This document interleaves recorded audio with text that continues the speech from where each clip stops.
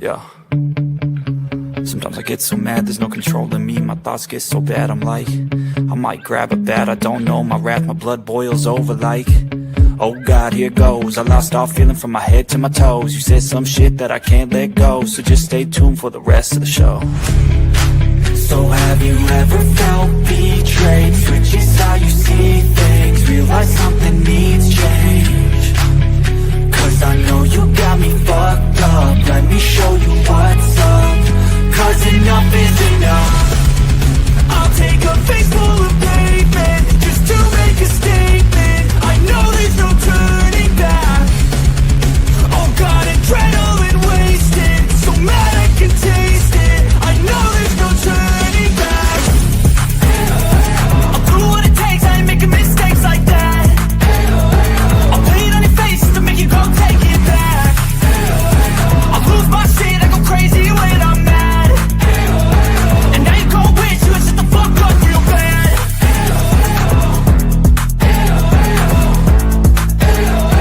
And now that I'm gone, yeah, I know there's no turning back.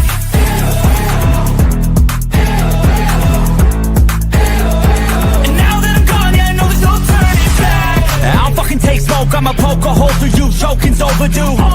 Come at me and you won't get any older, dude. Crack your holder too. Heating up inside of me, blood so violently, thanks for trying me. Now it's finally time to see how this rivalry becomes a dynasty.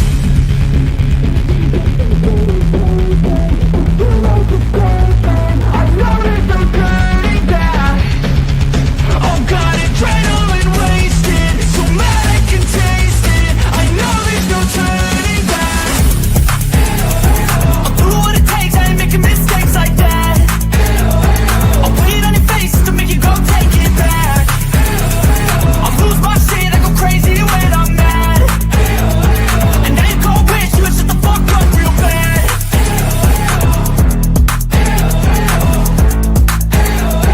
And now that I'm gone, yeah, I know there's no turning back.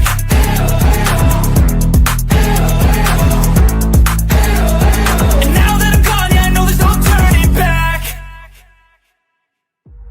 Birds flying high, you know how I feel.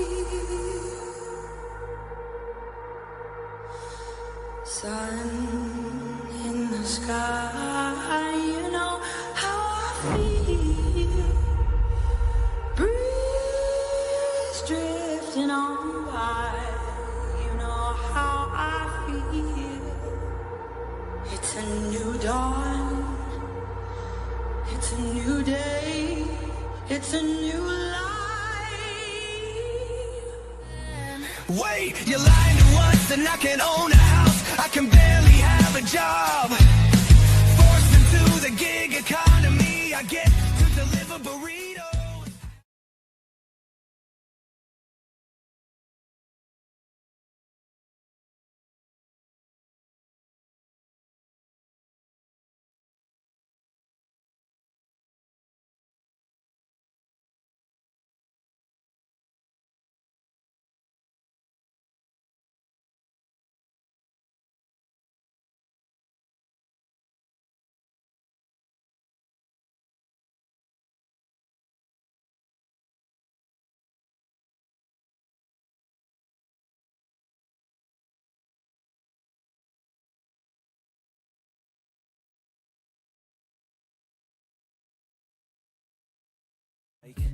Oh God, here goes. I lost all feeling from my head to my toes. You said some shit that I can't let go, so just stay tuned for the rest of the show. Well, that one's on me. I'm really not too quite sure what just happened. I probably forgot to remove a bit of the intro that I had replaced that with. So that's on me. It is a Monday though, right? And as always, on Mondays, I have Devil's Advocates backstage. I look forward to Monday nights very much so, as I know a lot of people here in the Hive do. So thank you for your patience right there. Not going to lie, I started sweating a little bit. Pucker factor was at like a 9.8. I'm like thinking to myself, oh God, just staring into a black screen. Not sure what's really about to happen, but then I saw the timer counting down, and there was only 10 or 11 seconds left. But nonetheless, I want to go ahead and say what's up to everybody. Last night's roundtable was awesome. Thank you again. Thank you again to Cleo and Marissa, two absolutely incredible stories. And I'm just glad that there's people in the Hive that are tuning in that have these stories that are able to come forward and share them with us all. It's great perspective. So thank you to those two. Yeah. Not the pucker is right. No, we were puckering. What up, Shoe Girl? How you doing? Yeah. You know, I found this hat, oddly enough, at Marshall's. And it's a golf hat. It's made by Waggle, but I'm like, damn, that kind of looks like a Hive hat. So it's a Hive hat now. What up, Amanda B from West Virginia? Drew Bledsoe says, let's go. Cubs can't win in the Birds. Free VK, join our Discord, tip your host, people. Tip your waiters, don't you? I love it, man. That first Brewers game was, I guess after the first at-bat, I was a little bit worried, but then that worry went away quite quickly. Brewers got it done. Thank you so much for the super chat. What's going on? Molly's tuning in from Kentucky. 1-1's in the house. Terry Weed, absolutely. Yes, it was. What up, Becky Young? Becky Yoon? Sorry if I said that wrong. Robin Lynn was good. Grammy T, you're damn right. The Hive is buzzing tonight.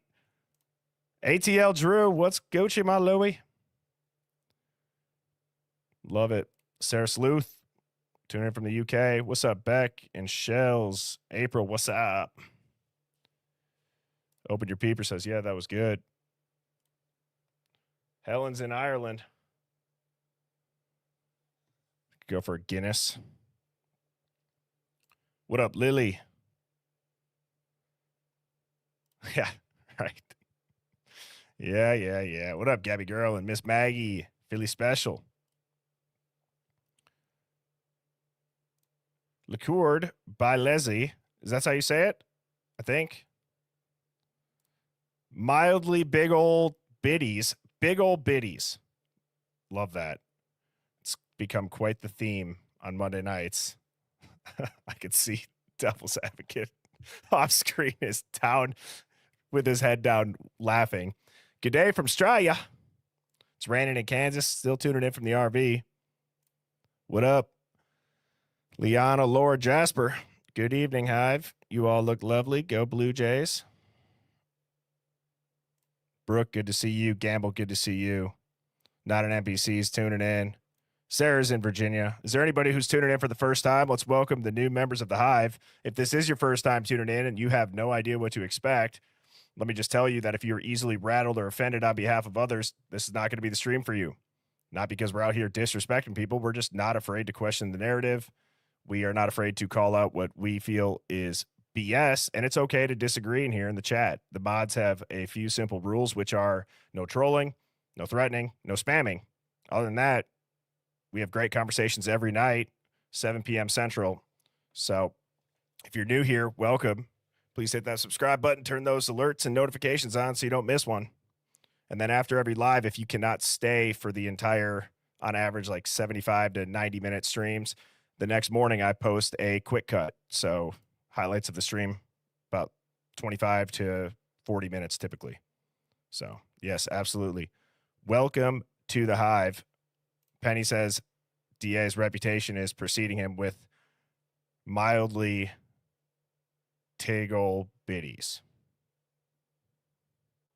That's quite the entrance and the intro for DA. I'm going to go ahead and I am going to bring him on up. Yeah, there he is. No, dude. No, you need to give me a couple more minutes after the Tiggle biddies. Oh, that's funny. Oh my God. I can't do it. It's my Achilles heel. What? The big old titties? I mean, big old bitties.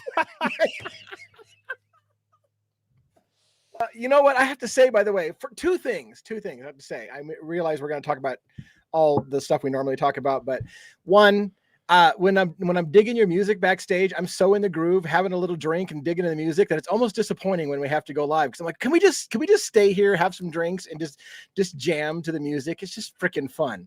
It is fun. It is fun. Second of all, oh, go ahead. Oh, go ahead. No, go. Playoff baseball, right? So Mariners, my Mariners haven't been in the playoffs for a long time, 20 something years.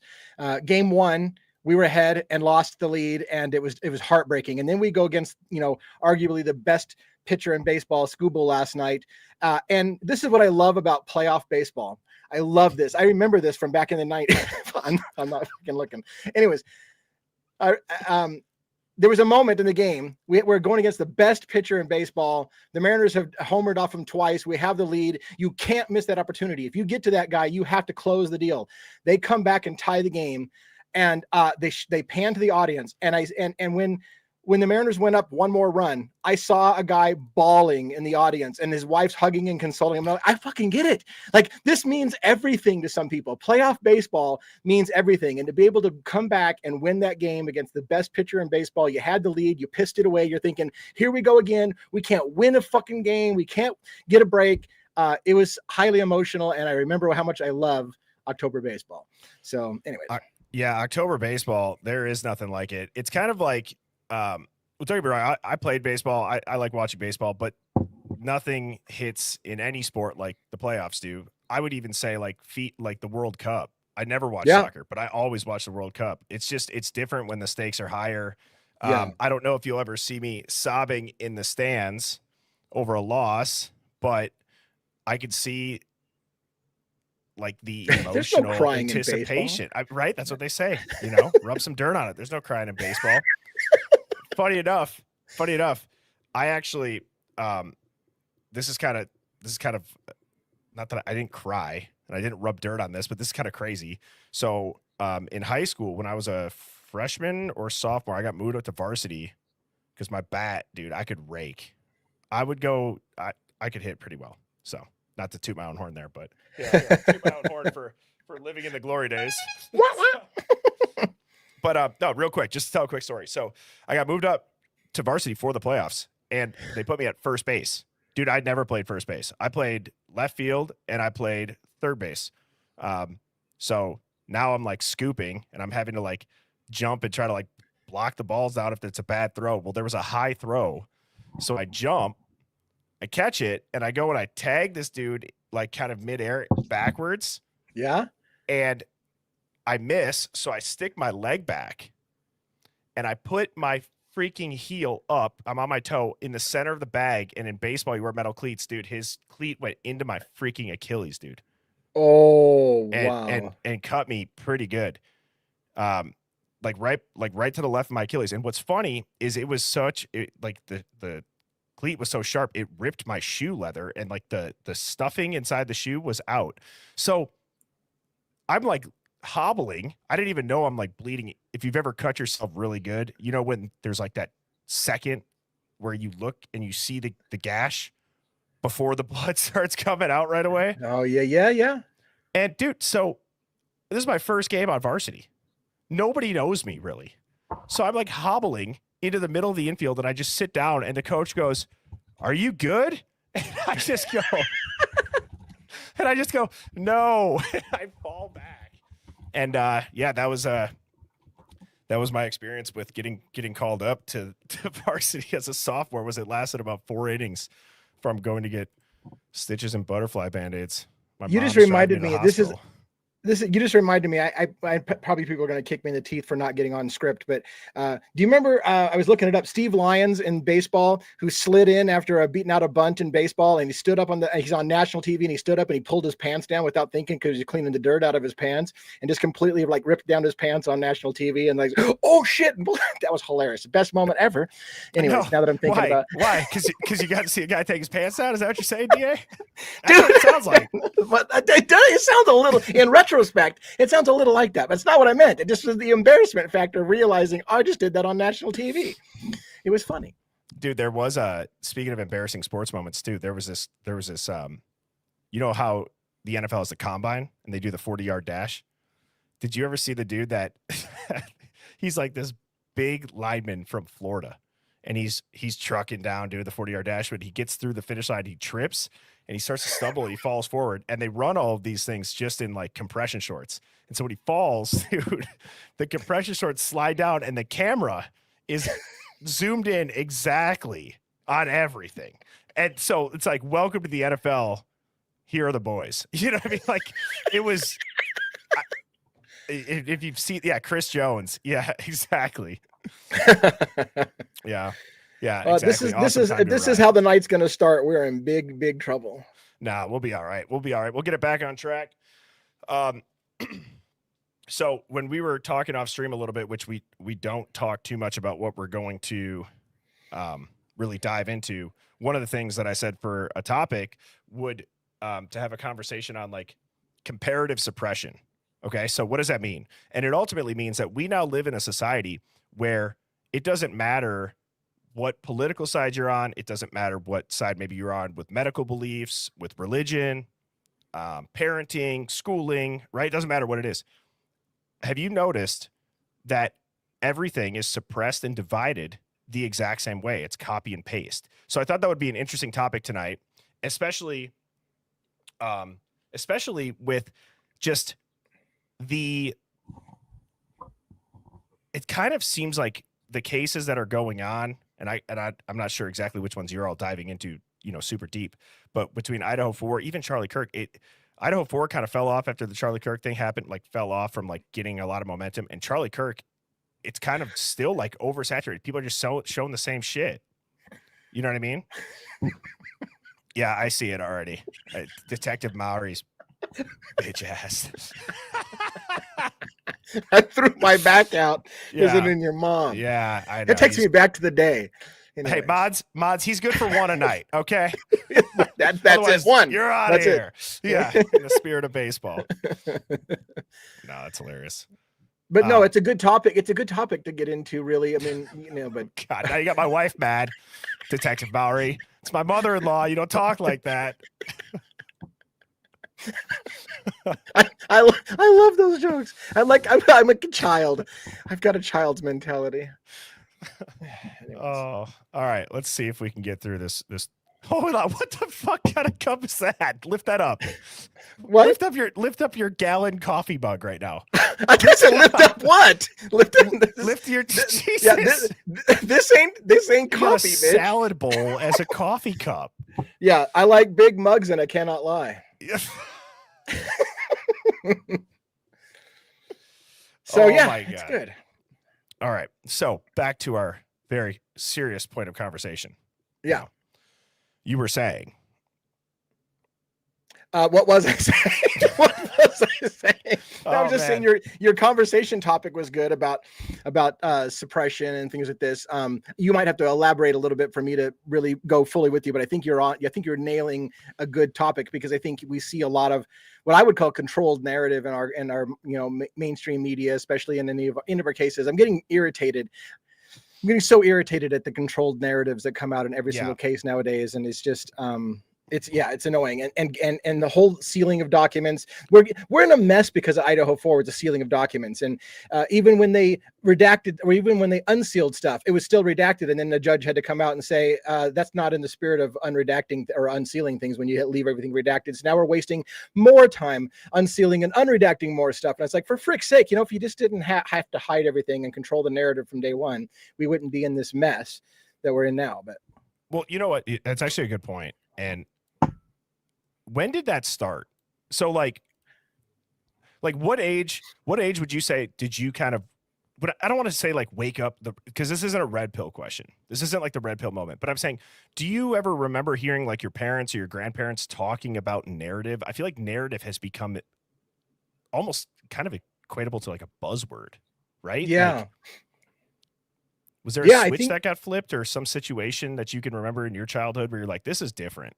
I mean, not to bring out the fucking old age shit, Birdie, but yeah, when back in the day, right, Americans trusted their news anchors, and when they turned on the news, they generally wanted to get they believed, I won't even name the names because it'll make me look old, but they would trust the news anchors that delivered the news, that they were getting the truth. And somewhere along the line in my generation growing up, that changed. And now people are waking up to the idea that the media is controlled, that you have to pick which spin you want. So and again, by the way, this happened. Okay, in my perspective, this happened when Fox News came out. And I'm not conservative or liberal. Okay. I'm not conservative or liberal. But when Fox News came out, what was their big slogan? I don't know if you remember, but their slogan was fair and balanced. And what they really meant by fair and balanced wasn't that they were delivering fair and balanced news. That's the tricky part. It wasn't that they were delivering fair and balanced news. What they said was media is all liberal. So we're going to counter with completely conservative viewpoints because that'll balance out the liberal media. But it wasn't fair and balanced because nobody's delivering the news fair and balanced. What they do is they'll even on Fox, they even had the balls to have the no spin zone. No spin my ass. It was all conservative spin. But at some point, America has started to realize that you get the same news story. And if you watch it on CNN or you watch it on Fox, it's spun completely different. And that's where I think people started to wake up to the idea that this is all a narrative. Like the news isn't the news anymore. It's the narrative that you want to paint on the news. Okay, soapbox over. Rand. No. I think you actually just nailed that question for just coming up with that off the top of your head. That makes a lot of sense. And from when I hear that, when I hear you say their whole pitch was fair and balanced, right? Okay, to me, I would guess already back then, the shareholders, something they're probably all over like the same umbrella company that owns all of them at that point, right? If not, they're on their way to doing so. So maybe they're like, well, they only would probably bring out Fox News if they did kind of feel a little bit like, hey, we're missing a part of the market, or this narrative around if news was liberal is gaining traction, whatever it is. They did this, and it's very obvious to see. I'm going somewhere, or I'm going to go somewhere with this, which is these big corporations are elite at tapping into how people have their own worldviews and what they need to say to get their fan bases very loyal. And when you have a worldview and you see something like a Fox News come out of the blue, or you had something like, CNN before, you tap into your own worldview. You are watching the reflection of your own thoughts, and it makes you feel good. It makes you feel like there's something right about that. I have to say, one of my favorite sayings, and it's 100% true. People don't want to hear your opinion. What they want to hear is their own opinion coming out of your mouth. Oh, yeah. Say that again. And yeah, so people do not want to hear, they don't want to hear your opinion. They don't dial in to see what Devil's Advocate's opinion is or what Birdie's opinion is. They don't dial in to see that. What they want to hear is their own opinion coming out of our mouth. And that's what people really want nowadays. And that's why they sign into the TV show that tells them what they already believe. And they're like, amen, brother, preach it. Because they don't want to hear, really at the end of the day, a lot of people don't want to hear an alternate viewpoint. What they want to hear is what they already believe coming out of your mouth because you say it better than they do. And that's an unfortunate thing because it makes you check out and you're just like, you know what? If you want to know what I believe, go talk to him. And I used to have that problem with, well, I'm not going to go on a side tangent because it'll get too weird. But the point being is that I've had people. I think you should. Well, all I was going to bring up is I've had people, for example, I don't want to offend a population, but in the religious circles when I grew up, I told you I was really heavy into the Bible. I would have people who would get in a discussion with me about the Bible. And when they started to realize they can't hang with me on my level, they would send their preacher or their elder to me and say, well, I'll have my elder come tell you. And I'm like, if you don't know what you believe to the point that you have to send somebody else to tell me what you believe, then you don't believe what you believe. And that's what I was trying to explain to them. It's like, look, if you have to send somebody else to me to tell me what you believe, then you don't believe what you believe. You're just parroting somebody else's words. Well, you see it with everything. You see it with almost every argument. It doesn't matter if it's about, a quote divisive topic. It could just be, you see it. It's almost human nature, actually, because think about this. It's kind of, as you were saying that, well, my dad could beat up your dad instead of just the two kids fighting. It's like this human nature of like, well, I believe this and I don't know it that well to argue my belief, but I know somebody that does, and they can argue it for me. Right. That applies to everything almost. It does. And it's sad because on the one hand, I don't want to alienate people who follow, my channel, for example, and say, hey, DA, can you explain to somebody this kind of thing? But then I think to myself, what I'd rather do is teach you. Because again, here's another saying, I'm full of wisdom tonight, right? If give a man a fish and you feed him for a day, teach a man to fish and you feed him for life. I'd rather teach you how to think critically so you can defend yourself and not just have to say, hey, DA, can you explain this to this person? So, it's like the Socratic questioning method as well, right? Yeah. In a way where you're going to ask almost leading open questions to have somebody come to the conclusion on their own, and they're coming to that conclusion by learning. It's a very effective sales method when you're trying to get somebody to realize that they have a problem and there's a need for your product to come in and fix that problem, and you be the solution. However, this happens to us as consumers. And so where I was going with, again, the theme that I was texting you about being, the comparative suppression, I want to drill into this, not just regarding the news. I'm at the point where I believe a lot of people, at least in my own personal life, and I don't think it's just because I'm having this conversation, I think more people than not are awake to propaganda. They're awake to narratives. What's really shackling them to still being divided is they've dug their heels in, or it's the worldview. They've either crossed that line in the sand where there's like, I can't easily come back, and if I do, I'm going to lose friends or family or whatever it is, no matter what the topic, or it makes themselves feel uncomfortable, right?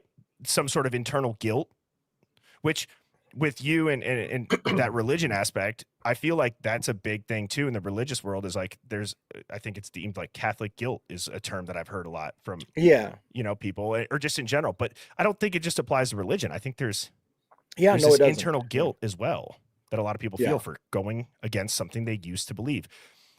That's the thing. Like, I don't want to get super philosophical, but maybe I've been having too much cups of not coffee. Yeah, your swimming pool coffee cup. Right. Yeah, I like big mugs, and I cannot lie. The point being is that we as people are, to be fair, are kind of a herd mentality. We want to be accepted. And the feeling of being rejected by people because we don't fit in, we're no longer part of the crowd, is enormous. So people, one, they look for their people and they want to be accepted by the people. And the biggest form of control is people when they feel like they're going to lose acceptance. That's it's very hard to be your own man or woman in this world, because as soon as you realize that you are not accepted by the tribe anymore, you self-correct. And you go along with the groupthink, because that's what we are. We're social creatures. We want to be accepted. We don't want to be kicked out of the tribe and live on ourselves on an island while everybody else is in the tribe together. Well, and so what would you say? Have you had something recently that you've changed your mind on that you're comfortable with, like, sharing? Something that made you feel uncomfortable recently? I mean, not recently. So. My whole life has been about discovering things and undoing lifelong learning. So, I mean, I'm on a continual path of that, but I can't think of what recently has changed.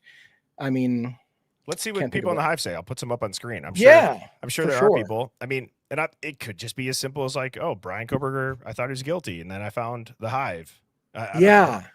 I've had, and those are great moments, by the way, when people do that, when they're like, hey, I thought this was an open and shut case, and then I saw some video you made and now I'm questioning it. Like, one of the best moments in my life is when people do that. Like, I thought this was a slam dunk, and now I'm like, I'm not so sure I thought that through. So, and you know what, Caleb, you brought up a good point here, saying like, you always felt like you're the outcast, you were never accepted since birth, so you like going against the grain. I've always said, having a chip on your shoulder, if you can take that energy and use it in the right way, it's one of the most powerful motivators of all time. When it doesn't become ugly, I'll show you, and it stays internalized in a healthy way of being pushed by it. I think that it's one of the most powerful motivators. And it keeps you disciplined. Let's see what people are saying here. So Catalina says, I admit I thought BK was guilty and could not listen to podcasts that said he was innocent. Can I ask you why, just in a sentence or two, or if there's anybody else that kind of felt the same way that Catalina did? It's the Catalina wine mixer. And now she's like, all right, I'm scrolling out. Catalina. All right, sorry. Yeah. 9/11 red pilled you. Oh gosh, 9/11 red pilled a lot of people. COVID red pilled a lot of people. I think. Yes, it did. I think 2008 red pilled a lot of people too with the market. Yeah. Yes.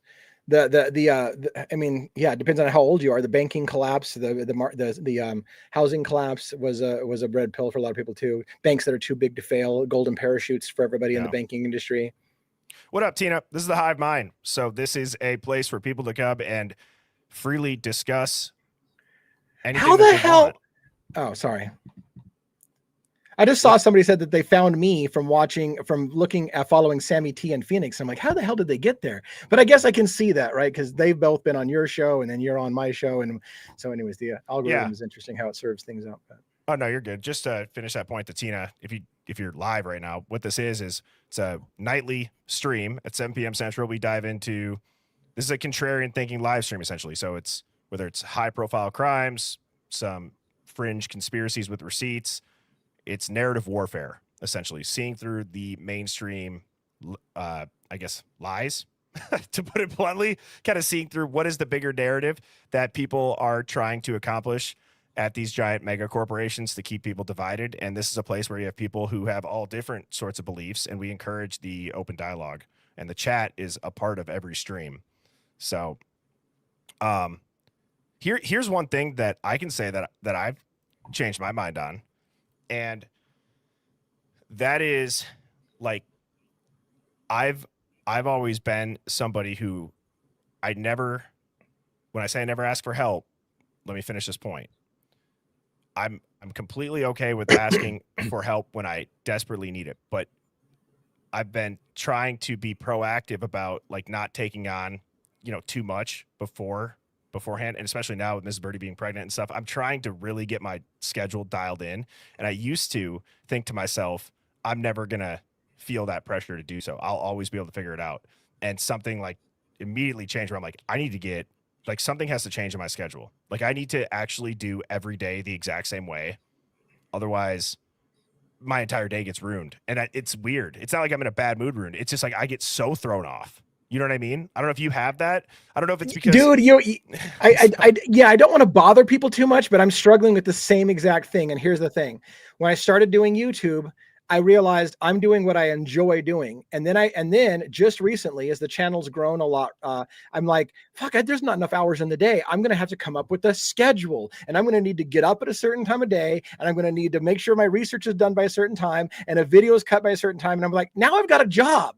Now all of a sudden I've got a job. What used to be fun, actually, it still is fun. Don't get me wrong. This is still fun. But I feel like I can relate to you in the sense that as the channel has grown and I'm like, now I'm like, how do I get control of my life? Because literally, and I don't want to alienate anybody, because I'm here, by the way, I am here to interact with people. All I want in life is to have more deeper connections with people. That's what I'm about. And that's what this whole thing is about, is to have deeper connections. So I don't want to just pitch things to people who I don't have personal relationships with. I'm looking for personal relationships. But the point being is, now, however, I kid you not, my phone rings off the hook. All day long, I'm on calls. People who are calling me and saying, hey, can we talk a minute about this? Can we talk a minute about that? And my wife's like, what the hell's going on? You're busier than you've ever been working a job. And I'm like, yeah, like nonstop. Like I got to go take this call real quick. So-and-so's calling me. I got to go take this call. And it's crazy how my life's gotten out of control. And I kind of have to figure out how to work that schedule, like you're talking about, and get into a routine where I have a life. I mean, I love my life, but I also feel what you're saying. You have to get some structure and some pattern down. So. Yeah, and maybe I should clarify. It's not that I don't, and not that people care this, but here's something that I've learned that's really helped me with controlling stress in my life. I try to genuinely never get stressed about work, even at before any of this, even in school. I never got stressed about it, because I would never allow a job to prevent me from doing things that I feel make me the best version of myself. So, for example, I'll never prevent working a long shift from, this is dumb, but it's like, from going from the gym, or if staying hydrated. That sounds so weird. I will go out of my way to make sure that I have water throughout the day, so that I'm not like running around and I don't have time to find water, and then I'm dehydrated, and then I'm tired, and then I get a headache. Like, I do all those little things, but now, it's just, I'm just trying to plan ahead for it. And I did see a couple of interesting comments too, for people that, as we were talking, DA, there's a couple people that have said, like, politics has changed, and not going to the other side. It's just, they're seeing through the illusion. They're seeing through the illusion. I got to say, it must be, well, because here's the thing. Everybody says, what are your politics? Doesn't that seem a little bit mainstream? Like, very mainstream? Like, they call it politics. And politics have morphed with people's personal beliefs, right? So I think like political and all that stuff originally would have had a different lane. Does that make sense, DA? And, Yeah, for sure. And now they've done this where it's almost like the line is drawn in what, again, a natural line would be, just like I talked about with little kids, how they have that nature of like, my dad will beat up your dad. And there's this argument of beliefs. They have that line drawn between both parties where, oh, you're going to have to pick a team, you know, which is just stupid. Like I've said this, and I think I said it to you last time. I'm like, whether you're right wing or you're left wing, you're on the same bird that is nosediving into Satan's ass crack, literally full speed ahead. Here's the thing. I feel like maybe I've had too many cups of coffee, but the point being is that here's the thing. We are lazy. Oh my gosh, I'm getting philosophical again. We are lazy as a people, and so we want to be able to put people in a box very quickly because it makes shortcuts. So if I'm talking to you and a political subject comes up, I will ask, are you Republican or Democrat? And what sucks about that question is it's like, I want to check out and know what you really think by just putting you in a box. If you're Republican, oh, so you think this and this and this and this, because you must think exactly like all Republicans.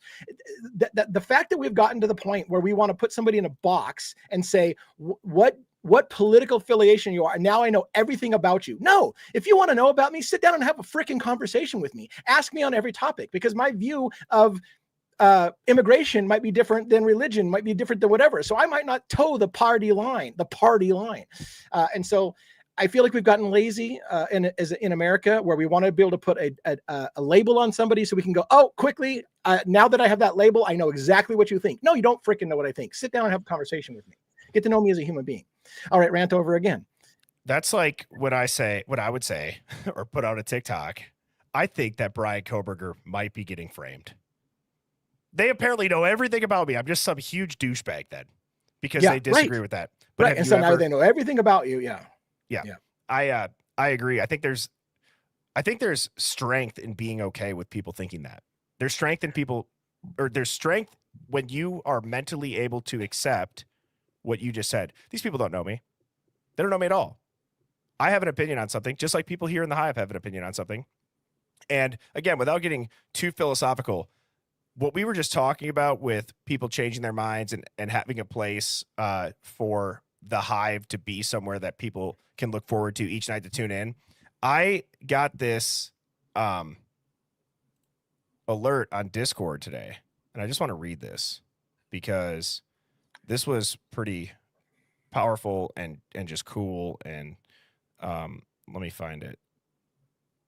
Of course. Here we go. All right. So this comes from Freedom is Real. And they said, I'm new to Discord. Actually, you know what I'll do? Let me. Oh, shit. Ooh. I hope my mods need to shut down that spammer on my channel. Sorry about that. I got a spammer on my channel. Come on. I think they already shut him down, though. Good for you, good for my mods, by the way. Thank you so much. Hey, right. By the way, can you take me off camera for a second so I can go refill my coffee mug? Yeah. Oh, that's funny. All right, so real quick, I just want to read this. So this comes from the Discord. This comes from Freedom is Real. They said, and this came from this morning, 8:30 in the morning today. So I am new to Discord, so this being my first post ever, I wanted to express my gratitude to everyone in the Hive. You all have kept me going over the last 14 weeks after I had an accident that left me unable to walk properly or use either of my hands. I broke my left knee, left wrist, and right hand. I couldn't type much in any of the feeds as it was too painful, but now praise God for giving us bodies that can heal. I'm able to do so much more.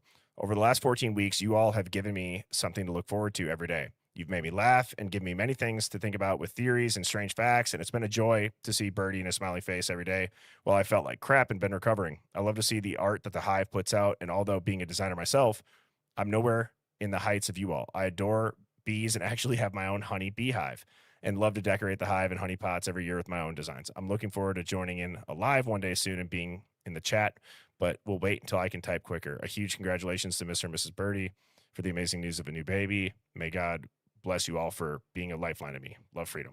I just, that is just such a, you know, I've gotten a handful of those, and it's just, it's so cool. And it's, I've said this. This might be I might be the host, but this is not a one-man stream. Everybody in this chat is what makes this.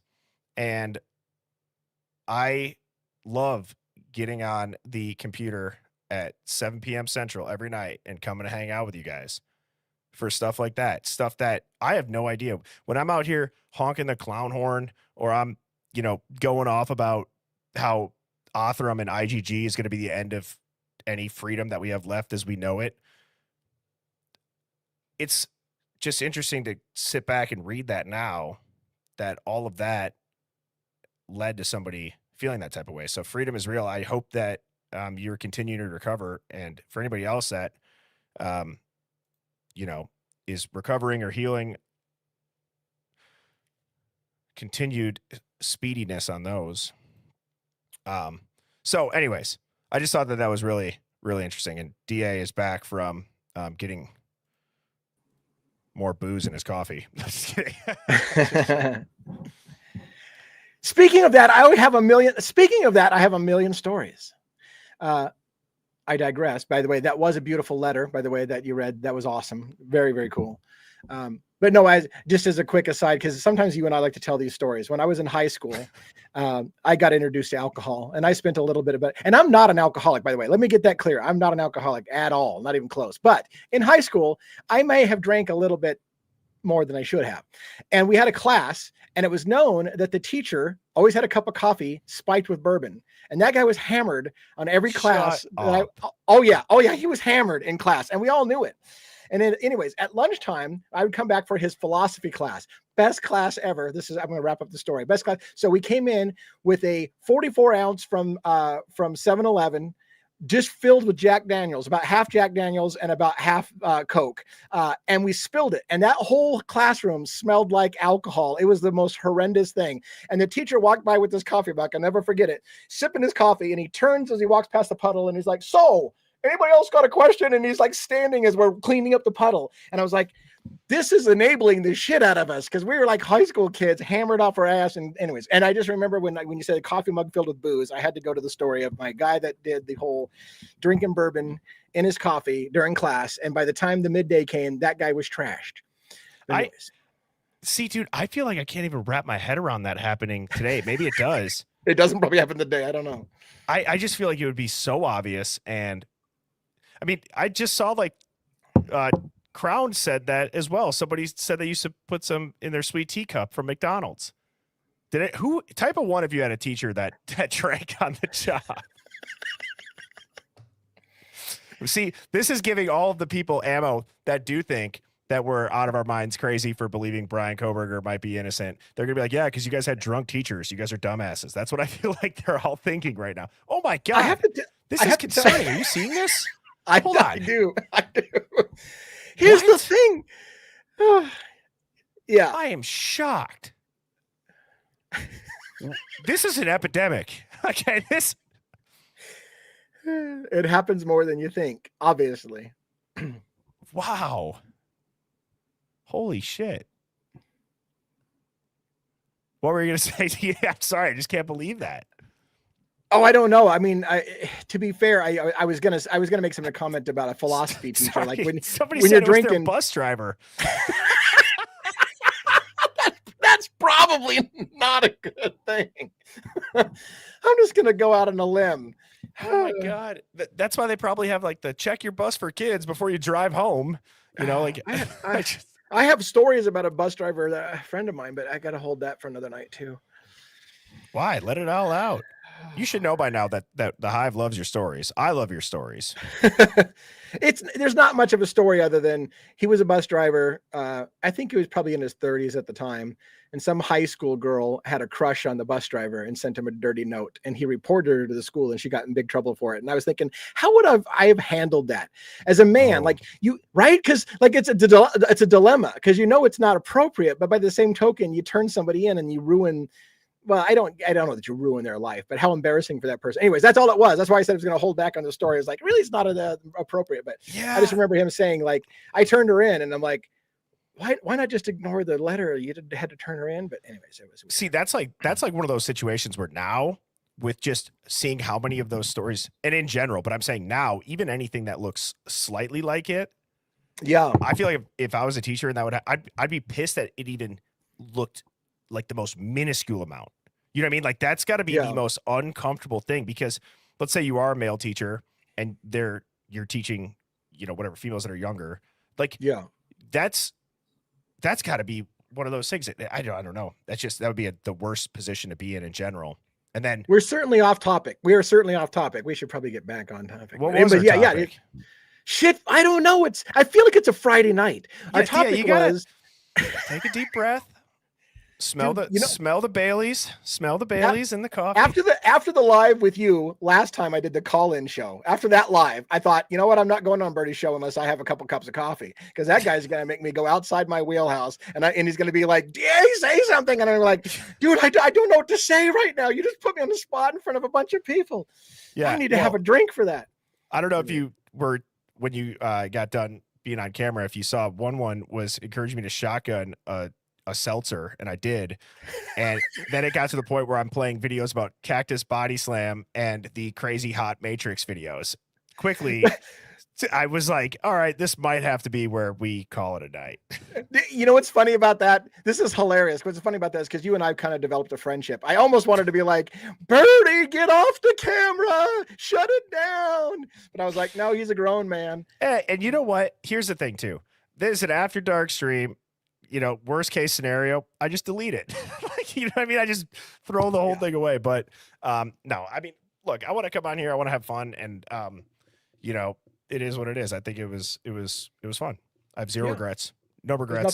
There's nothing wrong having some fun and letting loose a little bit. Yeah. You know, if I'm going to sit in front of my computer for 4 hours, I got to find ways to entertain myself, and shotgunning ice cold seltzers seemed to sound like a good idea at the time. So, but anyways, yeah, man, I just want to say too,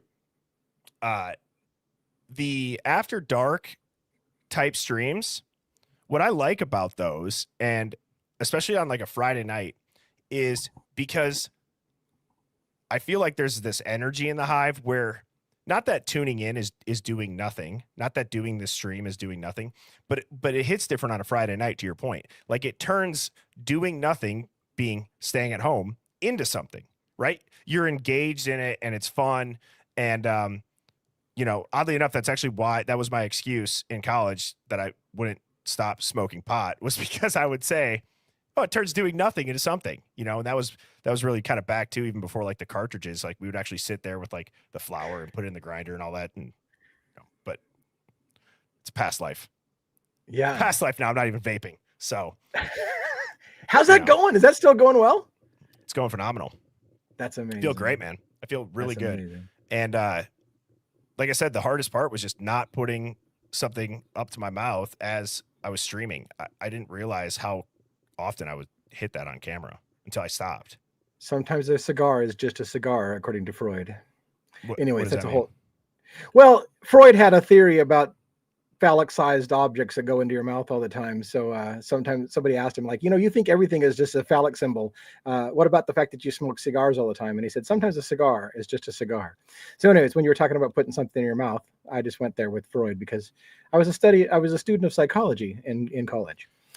That probably went over everyone's head that isn't into psychology. If you're into psychology, you probably heard the famous story about Freud and the whole phallic symbol. Like, he would say, for example, I digress, but he would say, if you wore a tie, it was a phallic symbol. You were the tie was to point down to your crotch to let people look, because you wanted to, like, it was everything with him was about, you had obsessions with your mother. You really wanted to sleep with your mother. Everything was sexual. Dude, yeah, no, Freudian slips, right? I know that. I thought he said the cigar thing.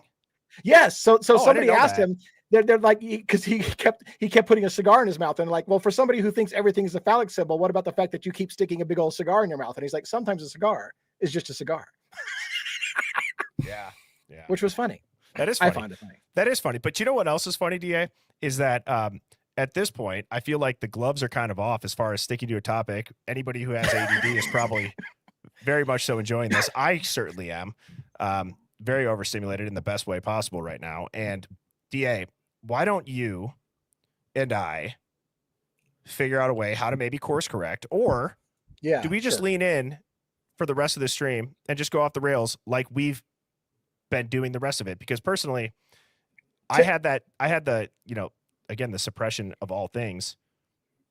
You could apply that to almost anything. We kind of talked about that point. I wanted to, I also wanted to ask you, as far as, like, again, this is going to totally shift the conversation, but you said you were going to New York, right?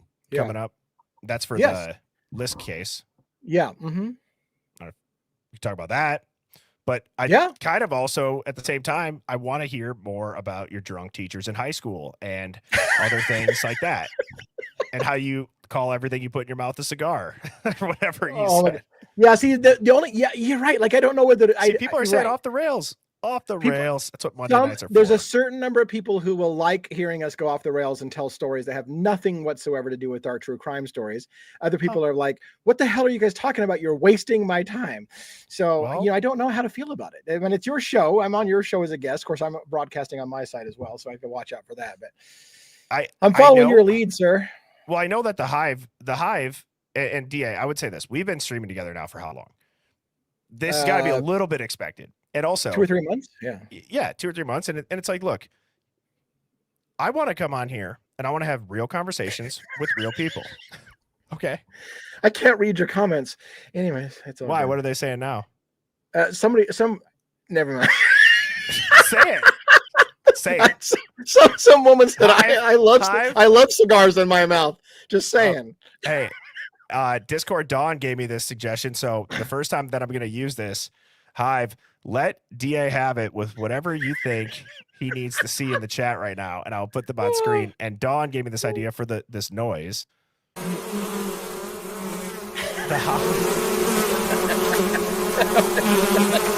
have it, Hive. Let him have it. Oh, wait. I thought it was supposed to loop. Oh. Everybody loop it now?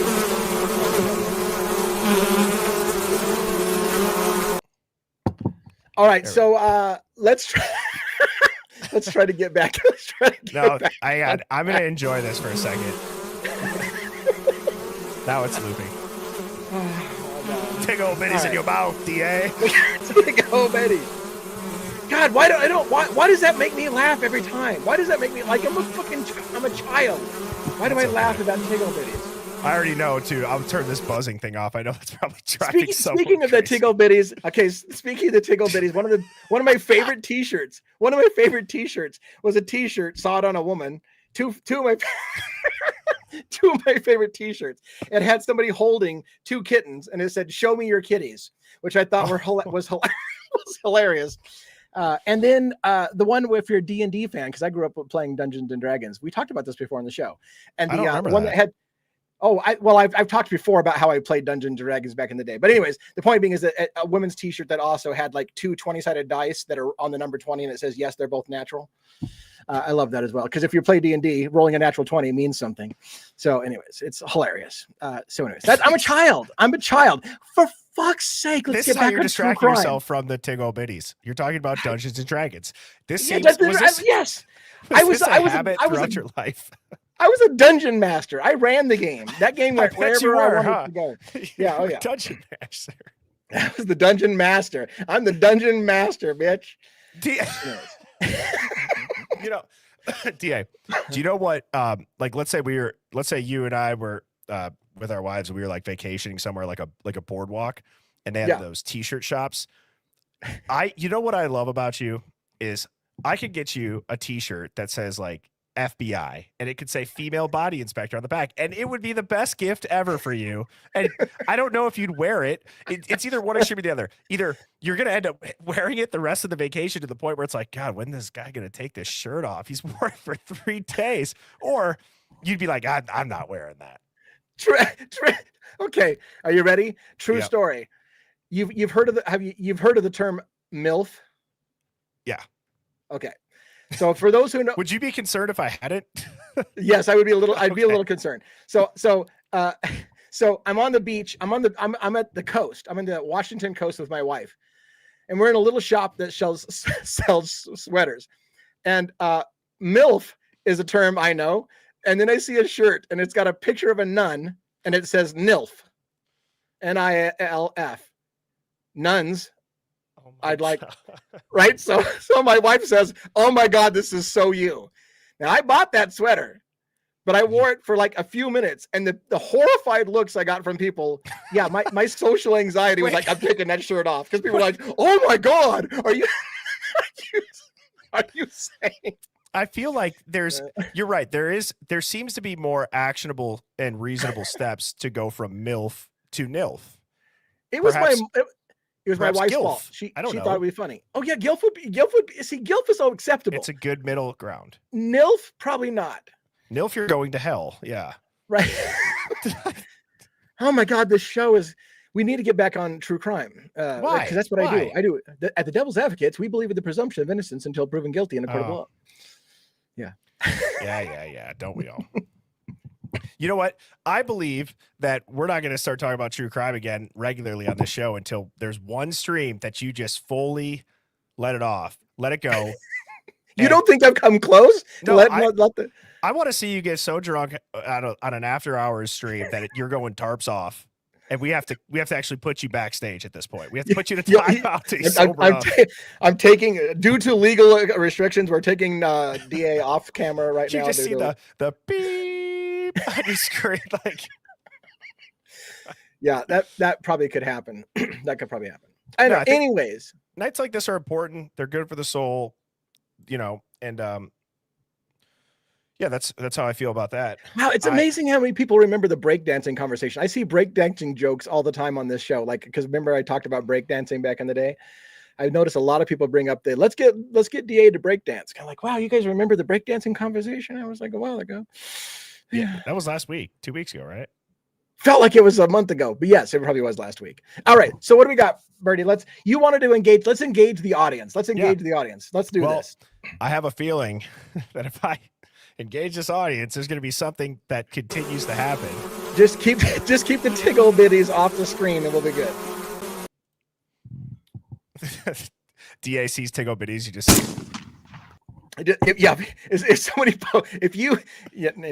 just take me off camera or I'll duck below my table. Yeah, it was just a normal Monday night. Adrian 1984 wore parachute pants. That's epic. I wore parachute pants too. I wore parachute pants as well. I thought they were the coolest thing ever at the time. I probably did not look so good in them, but I thought I looked good. So that was that. I remember like playing basketball, like the breakaway sweatpants that were buttons up the side. Yep. Yeah. See, you were the jock, right? You were the jock. You played sports, you played football, you played baseball. You were the jock. And to be fair, by the way, another story. Oh my God. Do we have permission to just completely go off the rails? Yes. Who? So here's the thing. Apologize to nobody. You got to apologize to nobody. You're going to tell this story. It's going to be awesome. In high school, I'm a social chameleon. I could be best friends with the quarterback on the football team and also best friends with the stoner, right? And when I was going to school, there were stoners and there was jocks, and that was the thing, right? So I threw a big party. I threw a big party, and one of my best friends was a stoner, big time stoner. And then another one of my good friends was like the entire offensive line. This one guy was the entire offensive line. It was a huge behemoth human being. Just like a moose. Oh yeah. And he came to my party, and both these guys are at my party. Well, unfortunately, my friends in the multiple social circles didn't understand that I had friends in multiple social circles. So he was like, "What the fuck are you doing here? You don't belong here." And he punched him in the fucking nose in my house. And then I had to like do this whole like, dude, this is my friend too. And like, anyways, so it's an occupational hazard to be a social guy like me who can get along with a jock like you, but also a stoner like half the people in this audience right now. And then when the two worlds collide, it's like two tribes go to war. It's bad because they don't necessarily mix, but I mix with everybody. So no, anyway. I do too. Honestly, I'm friends with a lot of different type of people. Yeah. You talked about breaking somebody's nose. I actually, unfortunately, did break somebody's nose on a complete accident at the worst possible time that I could have done so. So I had we have a family friend. He's like 8 years older than us. And when he was in college, his like summer job was to do like youth coaching, like an assistant coach. And so him and my dad became good buddies, because he coached for like 3 or 4 years with him. And he's older, like 8 years older than us. But as we all got, into college, we all stayed friends. So I had just graduated college, or I'm sorry, I just graduated high school rather. Okay, so I'm coming off playing high school football. Okay, I'm 18 or 19 years old, and I get invited to go to a bachelor party up in Green Bay at the Packers Stadium to do a tour, to go out. Funny enough, this guy was a cop, and we used fake IDs with him, which I just thought was hilarious. Like, to get into the bars, like, we're with police officers, and they were letting us. I won't say this guy's name, but I just thought it was just mind blowing that, like, we didn't expect that, and they were like, yeah, bring your fakes, whatever. Well, what are they going to do? Call the cops? Like, it was the joke of the night. It was hilarious. What do you do? Call the cops? So, dude, we have a night on, like, I think, so their wedding was Saturday. So we had a night on Friday night, or Thursday night, whatever it was. It's like a day or two before the wedding. And he rented out this, I don't even know what it is. It's not like a practice field, but there's like a baseball field that in the outfield, he somehow rented out like the county park where the stadium's in the background, and he got somebody to like stripe it with like lines and stuff for flag football that morning. Cause there's like 15, 16 guys do like 7-on-7. Okay. Well, we were already drinking a little bit. We're like, we don't need the flags. Like, all of us young guys were like, we don't need flags. Like, dude, we're coming off like our senior year. Okay. Like, there's snow on the ground, and it's going to be a good time. Yeah. So, dude, I catch a pass. I'm running, towards the sideline, and just instinctively, dude, I stiff armed this guy so hard in his nose. It's the best, man. I broke. Oh, this thing you broke his nose? Yeah, I broke his nose. I felt terrible. Pretty much ruined the entire morning, accidentally, and I still feel terrible about that to this day. And yeah, everybody was mad at me. I mean, it was so bad, dude. It was such an accident too. That's a horrendous story. I headbutted a girl when I was in school in soccer. I knocked her unconscious. We were both going up because I'm playing soccer. You know how you see on TV where people go jump up in the air and they headbutt the ball to knock it, right? I thought that'd be a cool thing. Well, me and the girl went up at the same time to headbutt, and I headbutted her and knocked her unconscious. I got suspended, I think, for that. So that's one of my stories from sports. I was not good in sports, and when I knocked out a girl, I think for headbutting her, that was like, dude, you play too hard. I'm like, okay, well, I'll just back. Did you ever get suspended in school or expelled? I got suspended multiple times in school. Yeah. What for? One, because I was going to a church school. I'm sorry. I know I just asked you that, but I'm like, just telling a story. I'm like, yeah, I accidentally stiff armed, one of my buddy's best bands. You're like, I headbutted a girl and I knocked her unconscious. Like, you got nothing. You got nothing. Yeah, take that, Birdie. Shit's weak. What are you talking about? I knocked some chick out. I got kicked out of church school because I watched American Werewolf in London, and there was this is such an after dark show thing.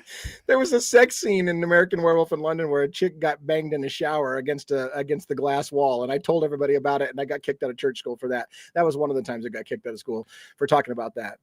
I got kicked out of school for fighting. The only time in my life I've been punched in the face. I swear to God, to my defense, I swear to God, I was getting, after I got past the shock, I was getting ready to fight back. But the fight got stopped, so I never got to even throw a swing, and I got kicked out for fighting. And I'm like, but I didn't even fight. I never got to hit the guy. So there was that.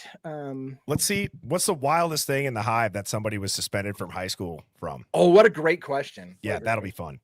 I never got suspended. I think I got like 2 detentions, which in my high school, dude, we had these things called BIP slips, where like if you had like a late assignment, or if you were in the hallway after the bell rang, if you got 3 or 4 of them, you ended up having to sit for lunch detention. That was all I ever got. I never got like suspended. DA was part of Fight Club. Donna says, I love that movie.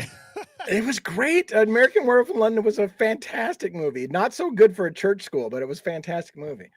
Matrix cussed out the teacher. Oh my God. See, this is why I love this stream, DA. So I'm going to use Matrix's comment, and then I'm going to go through what people are saying. Oh, remind me, I've got a story to tell you about getting hacks in school. Okay.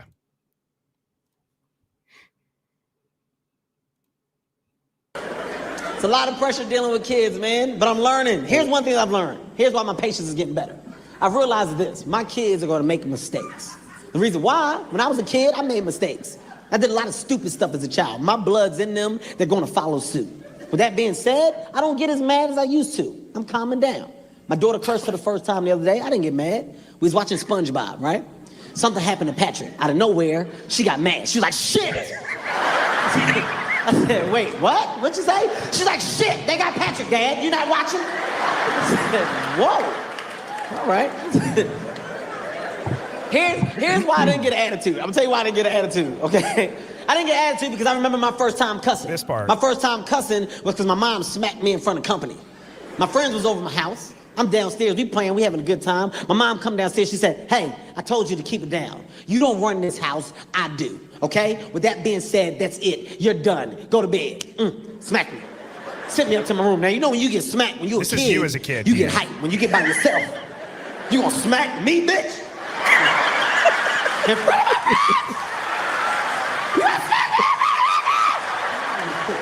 I was emotional. I was an emotional ass kid. I'm running away, that's it. I packed the bag and everything. You know how many times I packed the bag with a toy? I packed the bag with one toy. I'm out. I'm sick of it. Me and He-Man are out. My mom gave me permission to cuss one time. One time she gave me permission to cuss. I'm in school, I'm being bad. My teacher got mad, said, Kevin, come here. Told me come to the front of the class, wrote a note, stapled the note to my chest. Said, make sure your mother read the note. I get home, my mom read the note. The note said, maybe if you showed your son some more attention at home, he wouldn't act like a fool in school, right? My mom read the note, she said, let me tell you something. You tell her, mind her damn business before I come down there and I beat her ass. Have you seen this, DA? No. I said, okay, do you want me to say it like that? Or do you want me to take some stuff out? What I say?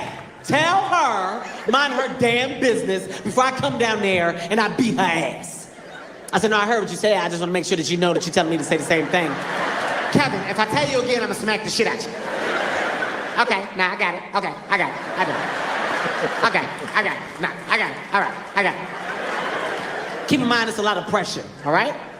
My mom just gave me permission to go to school and cuss my teacher out. I didn't feel comfortable with the situation, so I wanted to practice. I wanted to go upstairs. I wanted to go over my lines. So I'm going to pause right here. I just picture you right now, DA. You say that, your mom kind of gives you a little smack. You're going to smack me, bitch. I'm going to go up there. I'm going to practice my lines. I'm going to run away with whatever. I have stories. But yeah.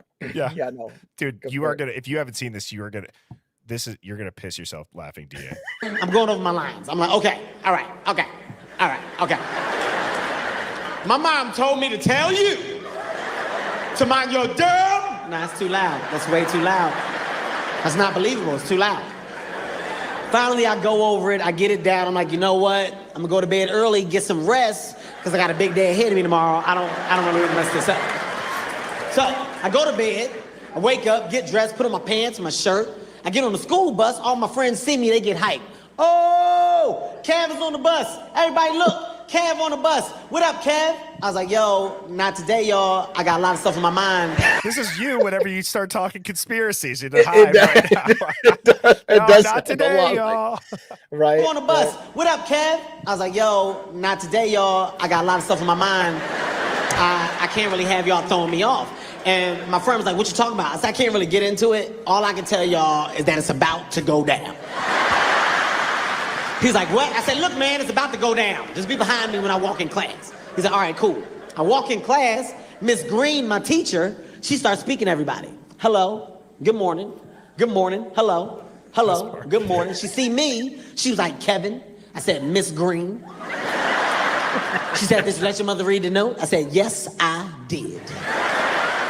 She said, well, what did your mother say? I took a deep breath, I looked at my friends, I was like, it's about to go down. I said, well, my mom told me to tell you to mind your damn motherfucking business, bitch. Little stupid bitch. Little dumb teaching bitch. 2 + 2 not knowing what the fuck it is, bitch. Cross-eyed crying down your back, fat foot ass bitch. Long titty, no nipple having ass bitch. The shit that was crazy. My friends was in the background, they was like, whoa! He said she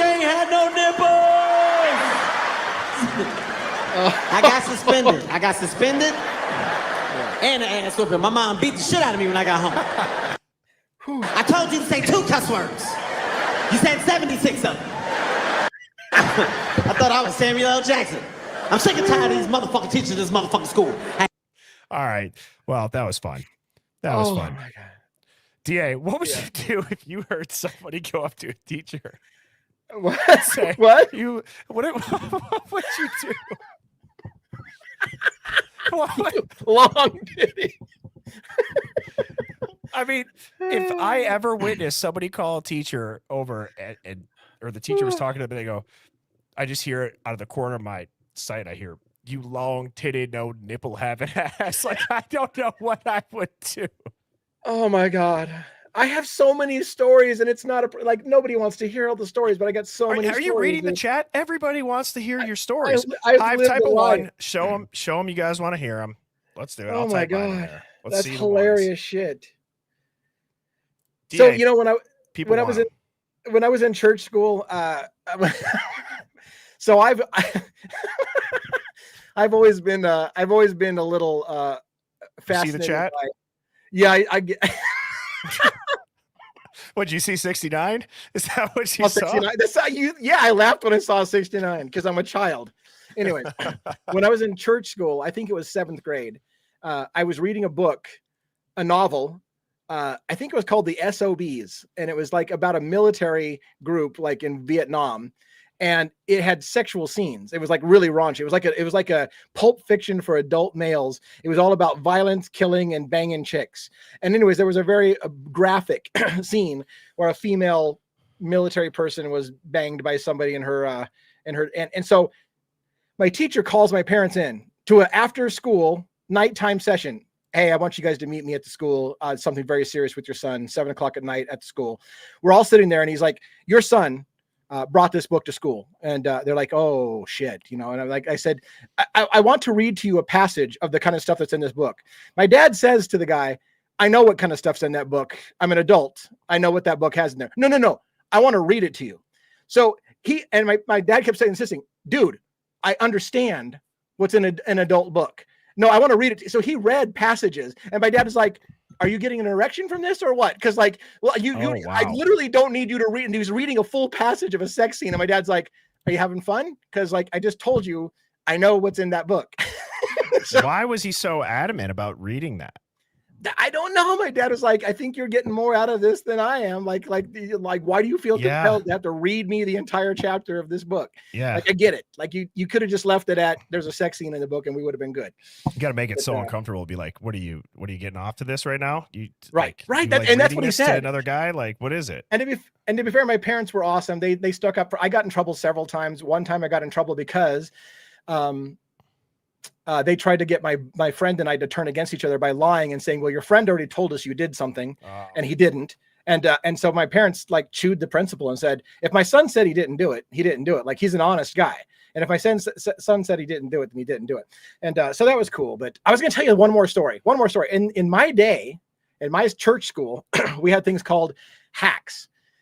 And if you got in trouble, like I did for organizing a book drop at like exactly 3 o'clock, everybody would shove their books off the table and everything would fall on the floor at the same time. And there'd be a massive uproar. I got sent to the principal's office. It was immediately like, how do you know? The teacher's like, Lee, to the office.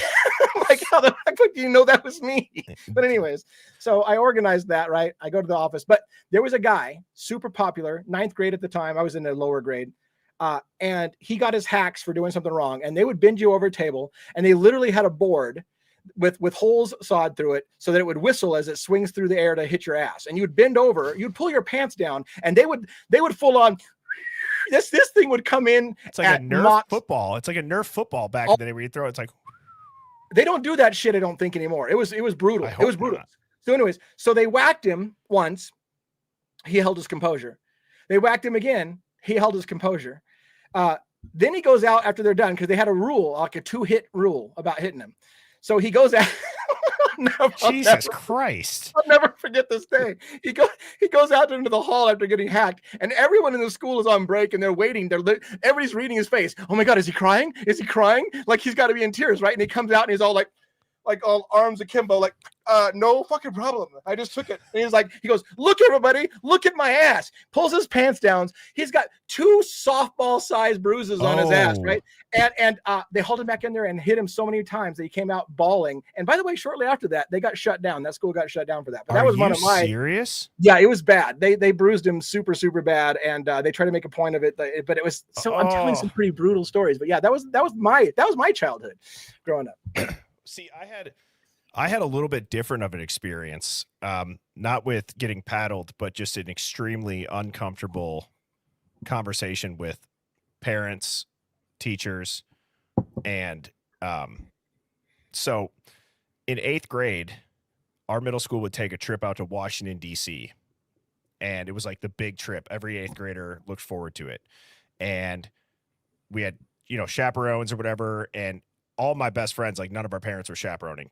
And we had like, again, 4 8th grade dudes to a room. Like, we're living the high life, dude. We thought we were the shit. We had all of our, whatever, not Walkman, like CD players, actually. We had like CD cases of shit. Long story short, we get out, before we go to Washington, D.C., you could submit a paper. You could submit a paper to lay the wreath at the tomb of the unknown soldier, which that's a big deal. Or not lay the wreath at the tomb. So I submit a paper. Dude, I won. Nice. I got selected to lay the wreath at the tomb of the unknown soldier. So we go out to Washington, D.C., and that was like the first day. It was really cool. Then we went and did like the Smithsonian and all the other stuff. Well, then we go to whatever mall is out there. There's like a giant mall in D.C. I don't remember the name of it. Okay. I should have never gotten in trouble for what I'm about to say next, because I should have never been allowed to purchase this. Okay. I love how you have I should have never gotten in trouble for what I'm about to say next. There should be no reason that anybody like would have. I mean, maybe like I get it if you're trying to be funny. So there's a bookstore, and it's not like a Barnes and Noble. Like it's actually like a Barnes and Noble Spencer's combo. Okay, so there's like nudie mags and a bunch of other adult stuff amongst like graphic tees, but then there's also just like normal books. So me and my buddies, we go behind like the red tarp that they had to the adult section. We get back there. We were back there for like 20 minutes. Like there's 4 8th grade boys back here. Clearly, like we should not be back there. Yeah. So we proceed to buy a bunch of like nudies, and this guy at the counter didn't even blink twice for it. He just let us do it. So now we're on the bus back to the hotel. None of us can keep our mouths shut about it. We're just like, we're like looking like under the, like we're kind of like holding the, it underneath the seat. Like, yeah, one of my buddies like lifted up the centerfold or whatever. And now at this point, like every 8th grade boy is at the back of the bus surrounding our 2 seats. Very obvious what's happening. Okay. So oddly enough, like no teachers came back, and we get into our hotel room and whatever, we were just hanging out. And then all of a sudden we hear like, we know we were doing something wrong. We were a little bit sketched, like, oh, they're going to catch us. Make a long story short, when you know you're doing something wrong and like that happens, it kind of like makes you jump like, oh shit. Okay. So one of my buddies, oddly enough, his initials were BK. Funny. Or his name was Brian too. Holy shit. Oh my gosh. Wow. I just flashed from the past. Nice. He looks out this thing, and he's like, dude, he's like, it's all the teachers. It's all the teachers. So, we're so busted. Dude, we were like throwing these magazines underneath like the mattresses. It was like we were stashing drugs. Like that's what it felt like. Like we had to like start flushing these things. So anyways, we put them all underneath the mattresses. And for whatever reason, all the female teachers were the ones that came in to talk to us about it, which I feel like was a little bit weird. Not weird, but it was just like, at the time for us, it felt really uncomfortable, whatever. So they find it. Okay. At that point, that was the first day of the trip. Okay. This is a 5-day trip, dude. We were like shunned. Our room was like shunned. Okay. Like we didn't get to go to dinner that night. Like we had to have like literally room service, like dropped off outside our door, and they would put tape on our door so that if we opened it, they knew we'd leave. Okay. We were like being held prisoner. and just eating chicken tenders. So, the second day, like we had to apologize. One of my buddy Dan started like crying, like on the phone with his mom. Like he called his mom and told her, and I'm like, your mom better not tell my mom. She better not you better tell her like not to tell any of our parents because I don't want to, get in trouble before I get home. So then we land. Okay. All of our parents are at the airport, bro. Okay. Which is not what it was supposed to be. We were supposed to take the bus back to school and get picked up at the school. So our teachers called our parents over a nudie mag to come pick us up from the airport. They had us walk with like, not a security person because it wasn't a security reason, like an airport employee to this room. And they had us have a meeting. Okay. This girl teacher put on fucking latex gloves and all of these Playboys were in manila envelopes. Do you know how uncomfortable and unsettling it is to be sitting there with like 4 moms and 4 dads? Okay. The moms are mortified. The dads are kind of looking around like, what are we doing here, guys? And so then we get back to school on Monday.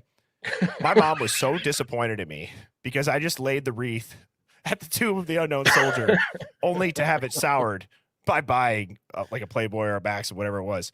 And they announced that on the school PA too.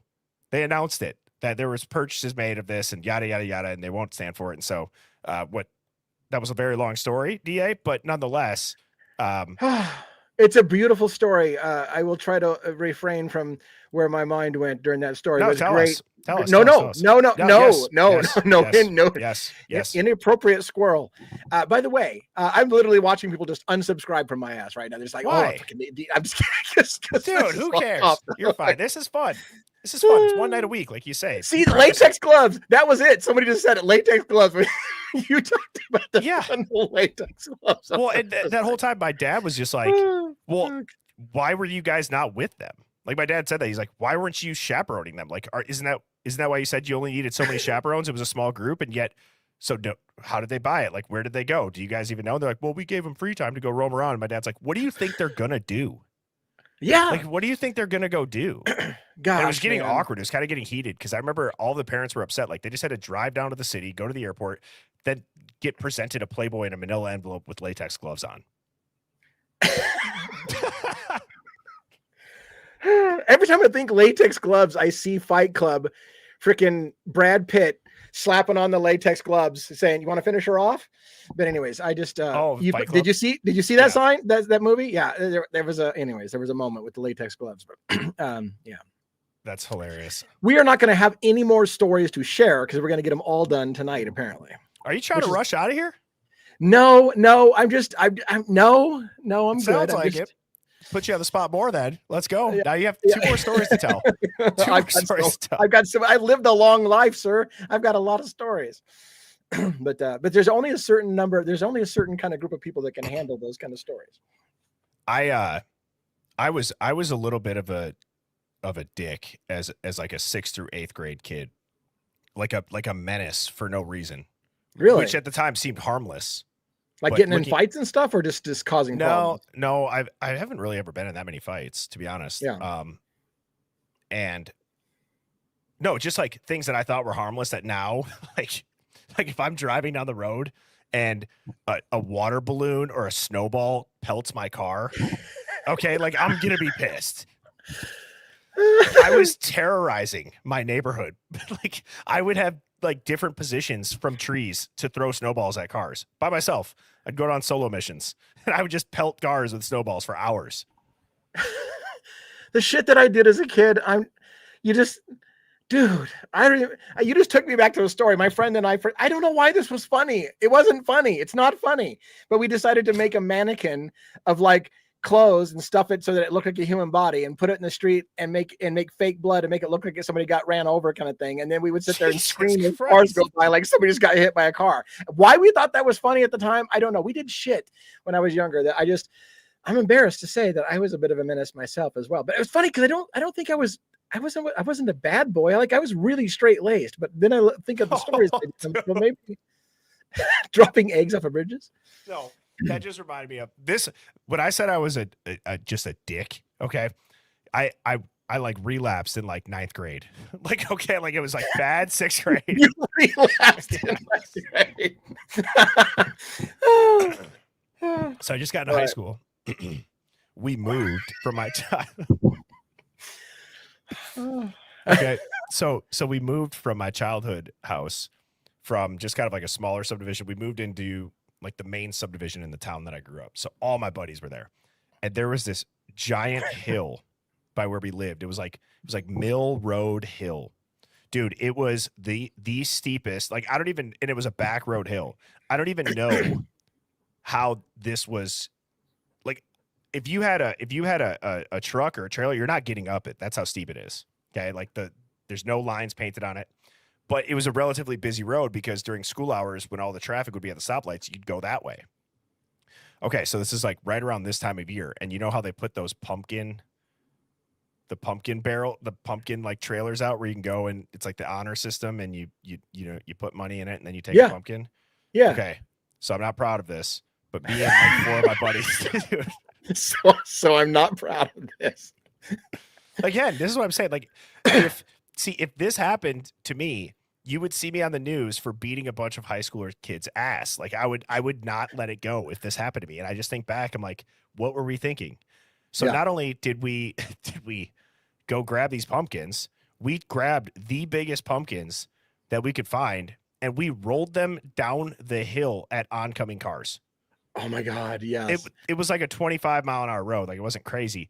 But dude, dangerous. We got so much joy out of this, of seeing the car stop and just start going backwards as fast as they can. But there's 4 pumpkins, and you're laughing your ass off. That's the funniest shit ever. Oh my God! I'm like pissing my pants, laughing, running away, just elated. And I'm like, what is wrong with me? I get it. Like teenage boys or under teenage boys are broken. We're broken. Yeah, we're broken. It just I would hit golf balls. My dad came home one time, dude. I like I said, I was just a menace. So one time my dad let us mow the grass really, really short in part of our backyard to make like a little putting green. And he was like, you guys are only allowed to chip. He's like, if you're not going to putt, you can only chip. So you only use like the sand wedge. Okay. Dude, my dad runs to the store to get like hot ham and rolls. Okay. It's a beautiful Sunday. Okay. Me and my best friend, Joe, we go get the driver, DA. We don't just like, we just don't like, we go get, you can't obey rules. You can use a chipper. Let's get a fucking driver. Dude, let's get a driver. like the second my dad's truck turned the corner, we're like, let's go get the driver. Of course. So we're teeing up these balls. We are just, dude, we're letting these balls rip, not like into a neighborhood, but there's like a field, but there's houses and it's like, they're just like, it's like more of a spread out neighborhood. So dude, we don't hear anything. Like, I'm like, there's no way that we are reaching anybody's houses. Okay. My poor father happens to get home at the same time where we must have, like, this must have been this gentleman who lives probably about 220 yards that way. This must have been his last straw, because my dad gets out of his car. He's all excited. He's got hot ham and rolls. The Packers are about to play. Like, it's going to be a great Sunday. And then here I am just ruining his Sunday. Right. Because and I saw the guy coming. So I like shuffle in. I saw my dad coming. I'm like, oh my God, dude. I'm like, we got to get downstairs. We got to we turn on the Wii. We had Wii instead of like PlayStation. So we turn on Wii and we're like pretending that we've been playing Wii the whole time. Well, my dad, he doesn't come inside like for like 20 minutes. And I know that he was pulling into the driveway, dude. So I know at this point we're cooked. We're so effed. Okay. So then I hear my dad walk down the stairs in the basement. I hear him stop walking. I hear him take a deep breath, like just like to calm himself down. I'm trying to not beat your ass. Yeah, dude. So he goes, boys, do you want to tell me why when I just got out of my truck here, I have a guy who is jogging towards me, yelling at me, saying, hey, Titleist. He's like calling my dad by the name of the brand of the golf balls that we were hitting. Okay. We hit the hood of his truck. that was parked. Oh shit! Oh So shit! yeah, my dad's like, so you guys are gonna go walk over there and you're gonna go apologize. And I was like crying. I'm like, I don't want to go. I'm scared. He's like, no, you're going. And he's like, and I'm not gonna go with you. He's like, I'm not gonna go with you. So yeah, that was probably one of the worst. Other than It's probably a good thing that you and I didn't grow up up together together. at the We'd be same in age, jail. because we probably would have been in jail. Yeah, Yeah. I'm thinking so. This is the last story. Promise. Don't promise. Don't So promise. my mom was going through nursing school when I was right in this window of hell, pretty much. Or I was making my parents' life hell by just doing stupid shit like this. So my little brother and I, okay, we thought it would be a good idea on like our kind of like taller garage door, like not a shop garage door, but we had like a taller garage door. We thought it'd be a good idea that somebody would press the button for it to go up. We would hang on it. We would hang on the garage door and see how far off the ground. That sounds like fun. Even to this day, it sounds like fun. Yeah. All right. I mean, because I think it was like a 12-foot garage door. So like you Right? get pretty high up there. How far can you get up in the air before you panic? My poor little brother. I'm like, all right, Jacob. Like I was like talking shit. I'm like, there's no way you're beating me, because I almost got to the top, and then I kind of like you couldn't actually get to the top because it would like retract all the way back. Right, your knuckles would go into the yeah. Okay. So, dude, my little brother's up there, and I press the button. It's like, zzz, like his little feet are like off the ground. He's not letting go. Dude, he's not letting go. And I'm like, I'm actually at this point, I'm encouraging him to not let go. I'm like, you can do it. Like, don't let go. Don't let go. Oh, no, Dude, the loudest fucking crash I've ever heard in my life. Oh, Off the fucking tracks. Just not only that, Jacob falls so hard. The garage door is at like a 45 degree. Okay. Again, my dad was not home. We didn't know what to do, bro. So we just left it. So the first thing that this man sees when he gets off work, driving into his driveway, is just this destroyed, totaled garage door. My brother and I, I'm not even bullshitting you, we hid under our beds with pillows inside of our shorts, preparing for what was to come, dude. We were there for like 2 hours. He's gonna whip my ass. I'm gonna pad this shit up. We shared a bedroom. I heard my brother whimpering. When he heard my dad come through the door, he started crying. Oh my god. So, anyways, Oh shit, Birdie just froze up. Either that or he just froze totally froze the fuck up. it's fun. That felt good to reminisce. We have not talked about anything that either one of our viewers actually sign up to watch. You know, Did you see all the ones? Dude, DA, you gotta let it go, man. You gotta let it. By the way, my dad, as an aside, so since we're going, my dad never spanked me again after the one day that I can't even remember. I don't even remember what I did, but I got him so mad that he like took off the belt and he laid into me. I mean, he laid in, and he's not a violent guy, but he laid into me, and I was trying to roll away, like I'm trying to block. I'm putting my hands behind my butt to try to block the swings, right? And yeah, he lost control of himself that day and never spanked me again. And then they said that's why I turned out to be a bad kid in some regards, because, well, you didn't spank him. I'm like, my dad felt so bad because he just like completely lost control. Like, that motherfucker, you will move your hands. I'm gonna whoop your ass. He made me go out. He made me go out and find a switch at first. You know, to find, if you want to beat your ass, it better be the right size switch. Psychological warfare in a child. That is psychological warfare, dude. There was so when my brother and I started getting like a little bit older, and we ended up moving because my little sister was born. Like, or we had to share a room, and we shared a room until, you know, she was like out of like the nursery phase. So then we moved. But at our old house, one of like the last memories that I ever have at that house is the only time I have ever seen my dad go from like just seeing red mad to belly laughing, wheezing uncontrollably. Okay. I don't even, dude, I can't even describe it, but I can tell you what happened. So my little brother and I, we we just did like stupid little shit like in the summertime to like mess with my parents. You know, our bedtime was whatever, 9:30, 10 o'clock. We never stayed in bed. They finally got us a TV for Christmas one year so that we could watch, you know, DVDs. Like, I think we would watch like Agent Cody Banks or some shit. But we would go on these like missions, right? And we would like army crawl and we'd try to see who could get past this doorway. Okay. Right. Or like sometimes we would try to army crawl and sneak. Other times it was just like a full on sprint. Okay. So you could picture this like childhood memory. Like we're in the zone, dude. Like we're planning this out, like distractions. Okay. Right. So we had gotten caught like 4 or 5 times at this point.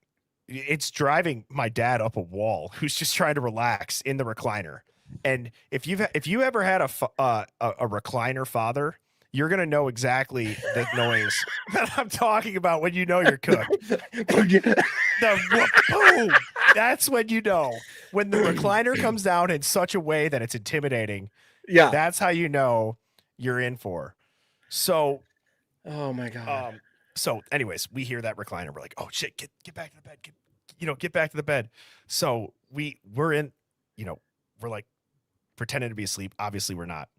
And my dad just comes in and he's like, what the hell's going on? Blah, blah, blah, blah. What are you guys doing? And so he's like, if I see you guys one more time, we're going to be having a much different conversation the next time, right? The classic dad I love voice. that. I love that language. We're going to have a much different conversation. Yeah. This time.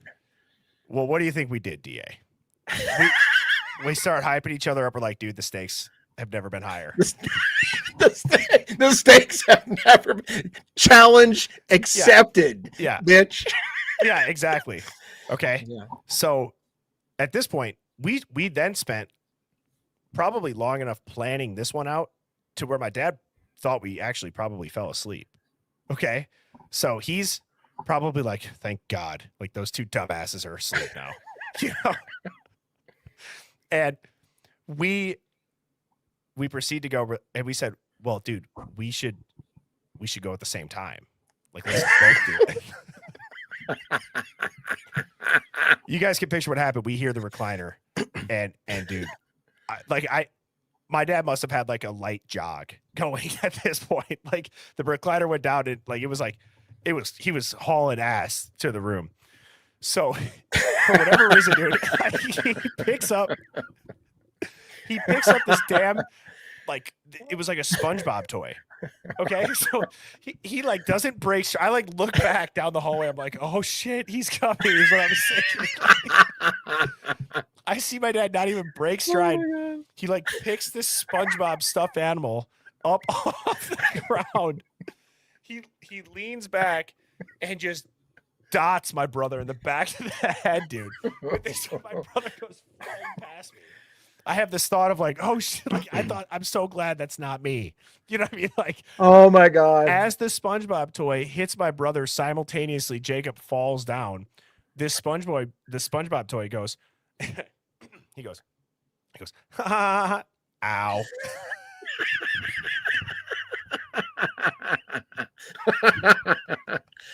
Like, what are the odds that all that happens just to have the SpongeBob toy? Like, that's the timing that it was up on. I have to say, Birdie, though, you've got a child on the way.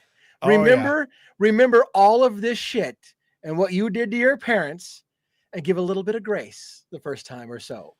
Yeah, I know, right? And it's like that's why part of me. And what's funny is Mrs. Birdie was a menace too. I know she was. She acts like she was a goody good. Like whenever I'm like, I know there's no way, because I know, knowing you as an adult, I'm seeing patterns where I'm like, something doesn't line up. Like, what aren't you telling me about? Like what are we in for as parents? We need to have this conversation. Like, I'm being very forthright and open about this is the age where I became like a giant asshole. Like, when was it for you? And she says it doesn't exist. I don't know if I can believe that. You know what I mean? I feel like, yeah, because I think she's reserving the right to be like, see, they get this shit from you. I can see that in my head already in my future. I've heard that line. He gets it from you. Yeah. Wow. What was the most trouble you ever got in as a kid? I don't I don't know that I can think of the most trouble I got into as a kid off the top of my head. I mean, I got in trouble a lot, especially in church school. I got kicked out of church school. And I think I told you that story. I got kicked out of church school because when my parents sent me when I graduated from 8th grade and was starting high school, they sent me to Upper Columbia Academy, which was a Seventh-day Adventist school. And I did not want to go.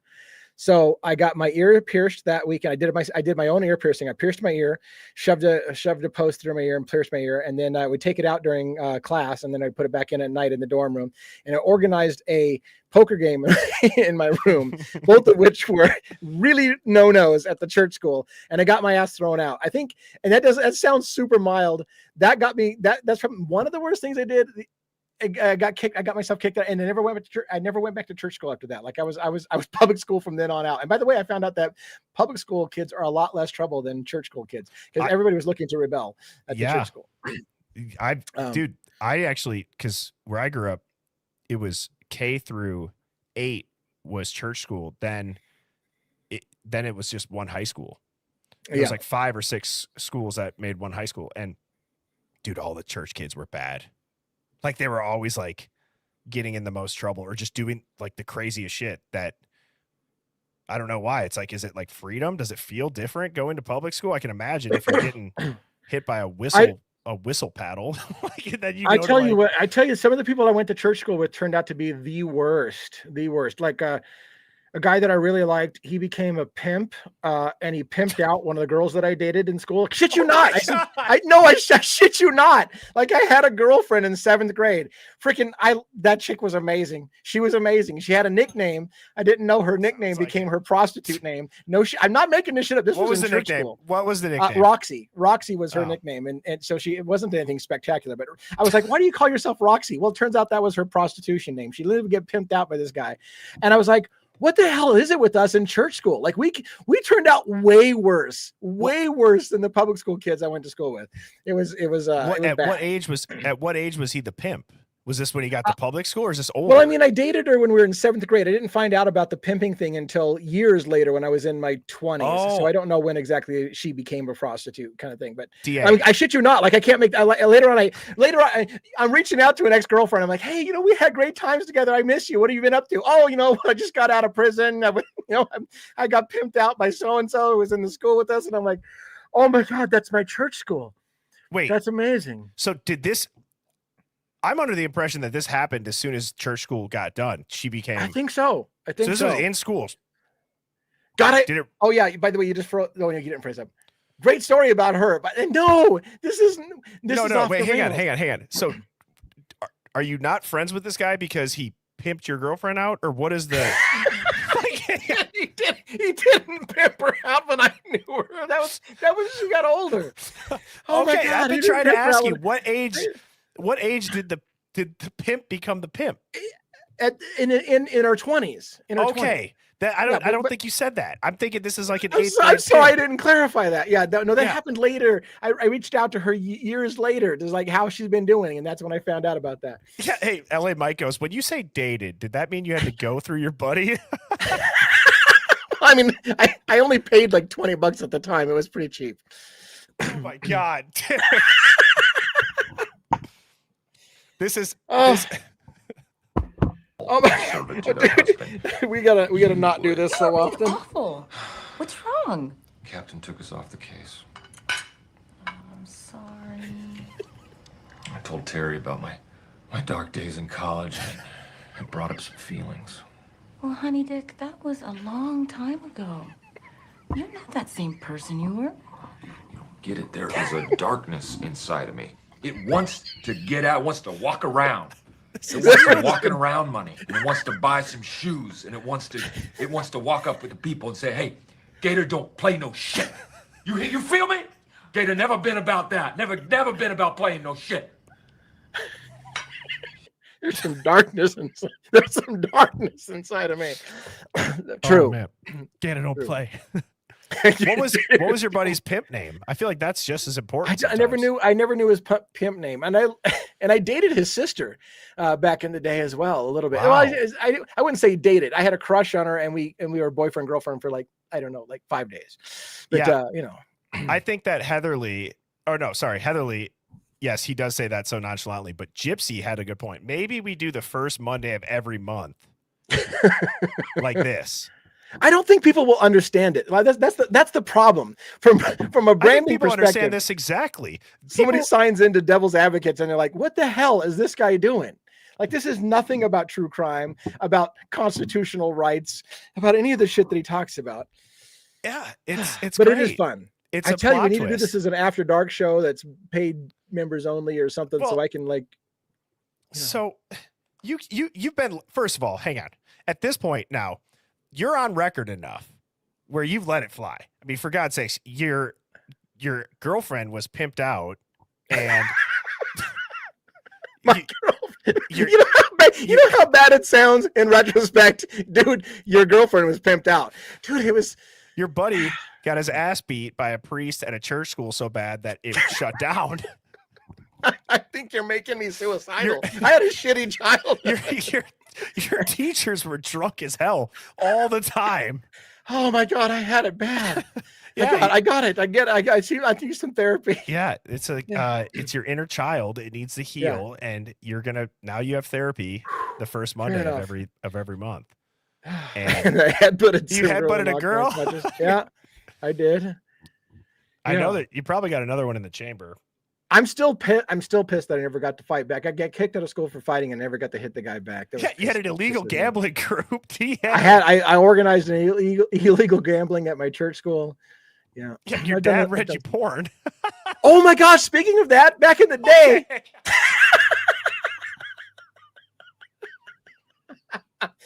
Oh, shut it down, Birdie. Shut the live down. We're done. No. Now we have to. Okay, I have a great story. I don't know if it's going to be a great story. I apologize in advance. I have probably had a few too many cups of coffee, so I apologize in advance. But I will say one of the greatest stories of my life starts like this. I had my parents and we all lived in this was when I was in high school. And my dad was buddy with the guy that sold satellite dishes, and he sold a satellite dish. And it turned out that he tells my dad in front of me, by the way, you get all the XXX channels on this. My mom says, is there any parental controls so you can shut that down? My dad says, we don't need parental controls. And I'm like, fuck yeah, Dad. Yeah, that's what I'm talking about. So I got to see some shit. But turns out, this is the great part of the story. Turns out, the guy that flew a helicopter. The guy that sold the satellite dish, he flew a helicopter. I went to a concert in my teens called Monsters of Rock, and if I remember right, it had Scorpions. These are bands of people who are like, who the hell are these guys? It had Scorpions. It had Metallica. It had Dokken, which probably nobody knows who the hell Dokken is anymore. And it had Metallica was great. And it wasn't even, I wasn't into Metallica. And when they played For Whom the Bell Tolls, I lost my shit. And I'm like, I'm a fucking Metallica fan today. But anyways, point being, and Aerosmith was there. Oh, that's the bands I remember. Now get this. Turns out after the concert, I get back. And by the way, I have stories about the groupies picking up teenage girls after and handing out tickets. Literally, you want to come back to stage the night before I was in line the night before. Roadies were driving around giving out tickets to the hottest teenagers, and they're asking them if they want to have backstage passes. That's what I learned a lot about that shit. Wow. But anyways, after I got back from the concert and told my dad about the concert and how great it was, he said he talked to his buddy who flew helicopters, and he said, why didn't your son tell me he was going to Monsters of Rock? I flew all the bands from the hotel to the concert. He could have flown in the helicopter with Aerosmith and Metallica and all the bands. I would have gladly had him come along. And I'm like, oh my God, like I just totally missed the opportunity to meet all these bands in a helicopter. Would have been the greatest moment of my life. It's the fish that got away story for the Devil's Advocates. That I'm not going to lie. I saw that story going something like this. Okay. Your mom had asked for these parental controls.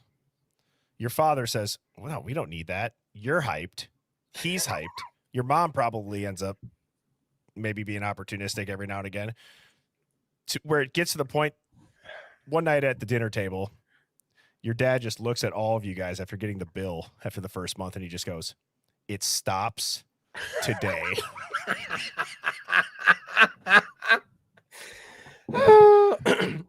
That's how I could have saw that going. Yeah, I got another inappropriate story for that whole thing. But yeah, you can't just say that and not say it. So it was horrible. I grew up LA Mike goes, we want more Pimp stories, DA. Yeah, I apologize if you lost subscribers today. So here's the thing. My parents were very religious. Like I said, I was in church schools until going to high school, right? So when this whole fiasco happened, my parents made me feel guilty as hell that I liked females that were unclothed. They're like, why are you looking at that? That's not appropriate. You shouldn't be looking at that. You're a teenage boy. That's inappropriate. Whatever. This is a sad story. Anyways, Wow. DA, you need this Monday night therapy, huh? Yeah. I ended up becoming very, very disillusioned. One, when my dad kicked me out of the house because I was drinking in high school. And he kicked me out of the house for that. And my mom fought and got me back in the house. Then later on, I found out in life, and this is where you ever see emotional damage. This is where I get emotional damage, right? Yeah. I know Emotional damage. Yeah. That was me, because after my dad kicks me out of the house for drinking and whatever, and telling me that it's inappropriate to look at naked ladies, I find out that my dad would ply my mom with alcohol and watch porn so she would get in the mood for things. And I was like, you preached to me. You made me feel like I was the worst piece of crap on the face of the planet. And yeah, so I told you it was dark. It's a dark story, but I at that moment it created emotional damage in my life. Like I spent my whole life feeling guilty for things, and I'm like, you're telling me this whole time that my dad, who hates alcohol, kicks me out of the house for alcohol, is drinking alcohol with my mom and watching the stuff they told me not to watch, and making me feel like I need an elder to come over from the church and talk to me about it. It caused problems, man. They were trying to keep you innocent, probably. Yeah. They knew it would get you eventually. I would rather just have honesty. This is why my tagline is truth. I would rather know the truth and have it suck than live a lie and be happy. That's my caveat. So somebody just had a great idea where they're like, dude, this could be an entire show. But no, hang on. And honestly, I think Hive type of 1, we could try this one time. I want to plan this out because I've actually looked into getting a software that I can overlay where people can either type voice messages and it gets read on screen, or they can call in. So somebody said you should do a childhood story call-in stream. That would probably be epic. Oh my God. Okay. Yeah. The ones are coming. That would Brian Todd, by the way, Brian Todd has the comment of the day. And at that moment, his childhood was over. That was and at that moment. And at that was the moment he knew he fucked up. At that moment, his childhood was over. That was it. Yeah, was it. Dude, that would be hilarious. And we could, you know how we do the round table, Hive?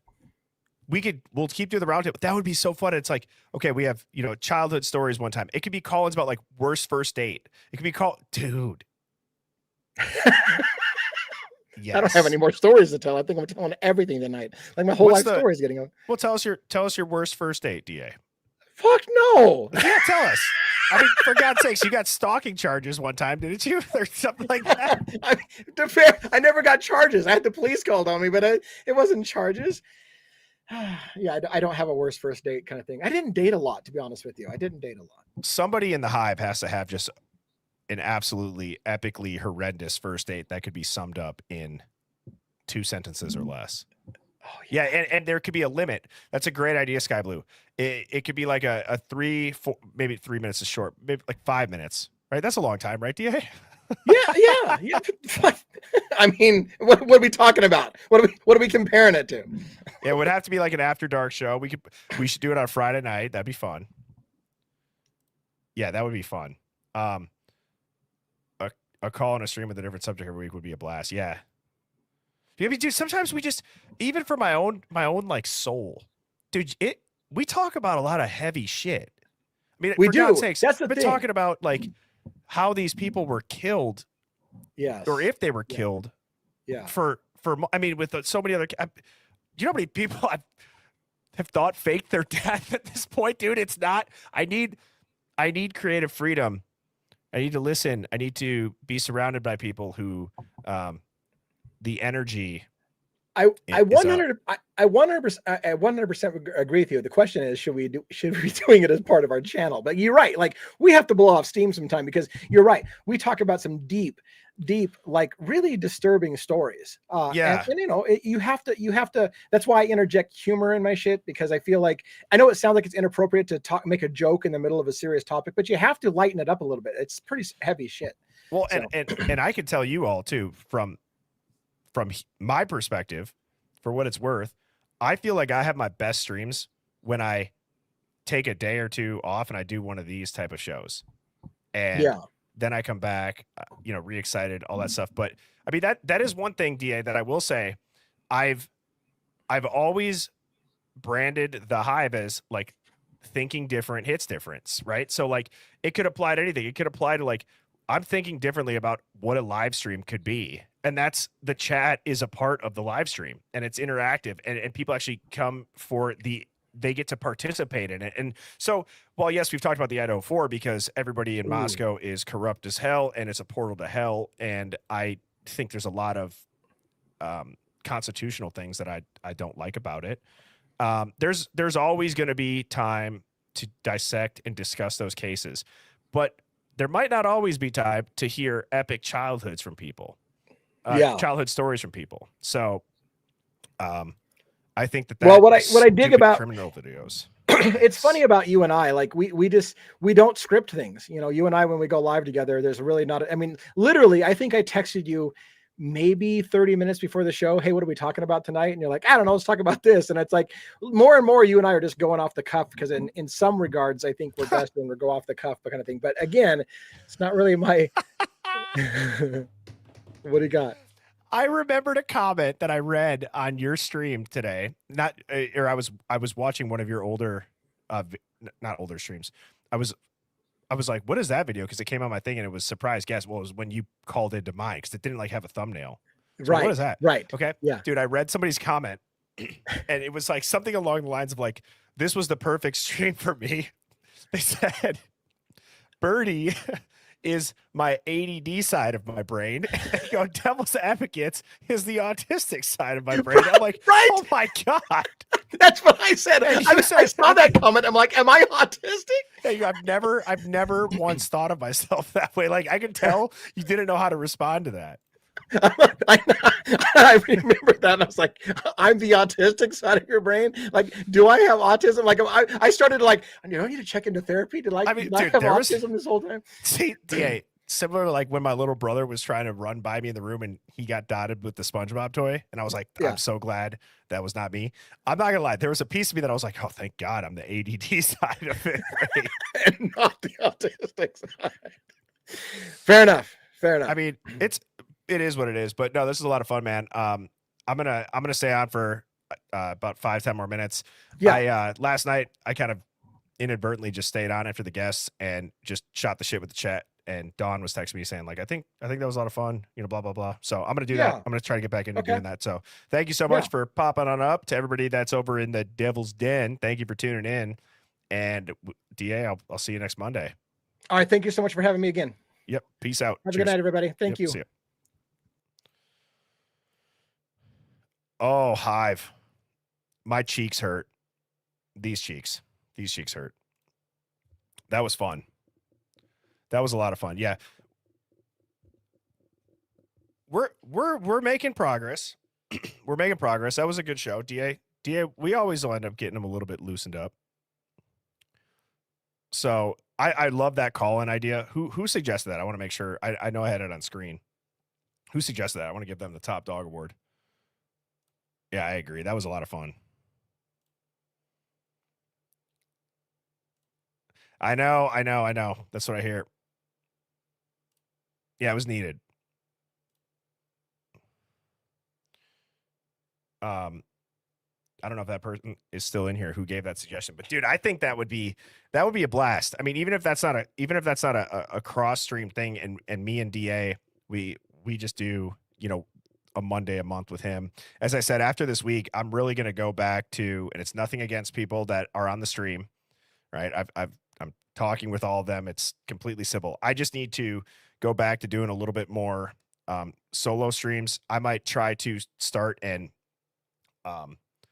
go and reach out to other type of channels like this, maybe that talk that are talking about something else, where we can go and give our insight and we can bring the Hive to their chat. So I'm thinking through some stuff, but in general, I really like just getting in here and sitting with the chat one-on-one. I think that's important for me to get back to.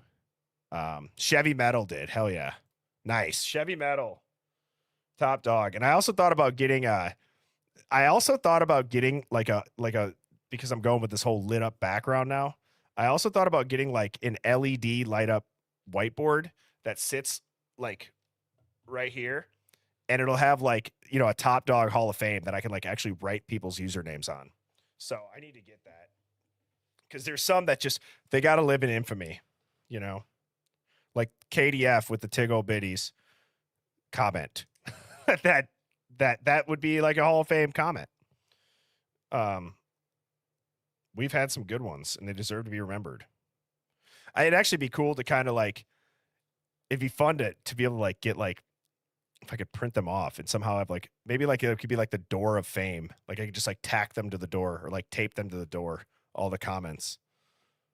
Yeah, she's the first inductee. Jen says she needs a username. All right, Jen.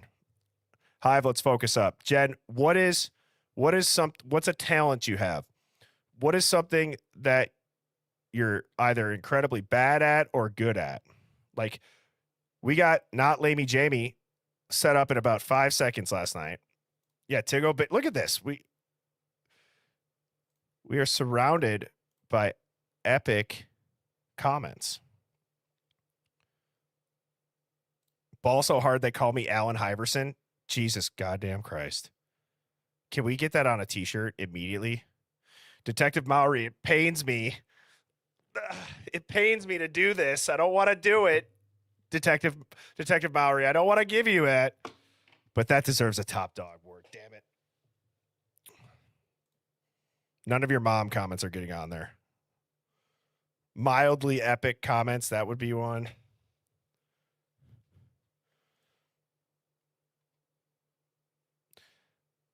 Looks like we got almost, let me see if this is right. I mean, let's see this. Like I said, I've been trying to grow the Hive a bit and stream over on X. We got almost 50 people on X, so that's cool. If you are tuning in on X, type a 1.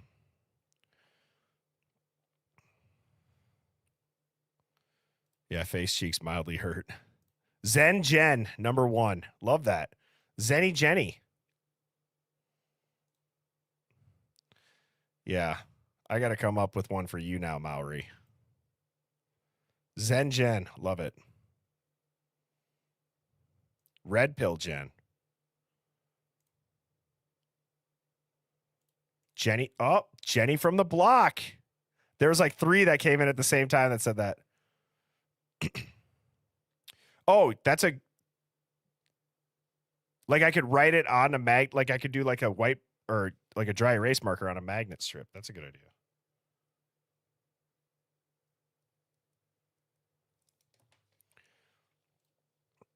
You know, the other thing too, guys, like I've said this with like keeping the streams free. I really feel like adamant about that. So if it seems awkward whenever like that just gets brought up, I don't know. I want to have fun with everybody, and even if it was a stream or whatever, I just feel like there's principles that like when you put them out, and if it ever changes, then it does. But I don't plan on it changing. Jen, not X. Well, which one are you gonna pick, Jen? You got to change the name. Jenny from the Hive is awesome.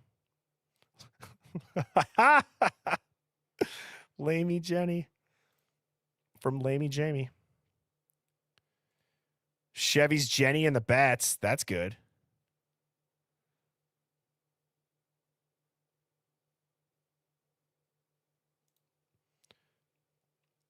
Yeah. If you go to my bio, or if you type in birdie-bombshell.com, that's where you can get the hoodies, the hats that I got. I'm working with Dana from the Hive. We got some cool shit coming. We're revamping our website, which is going to be sick, which is going to be awesome. I think you guys are going to like the new merch.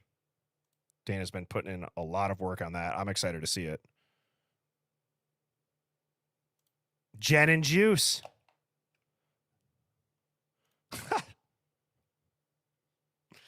Oh, you guys are hilarious.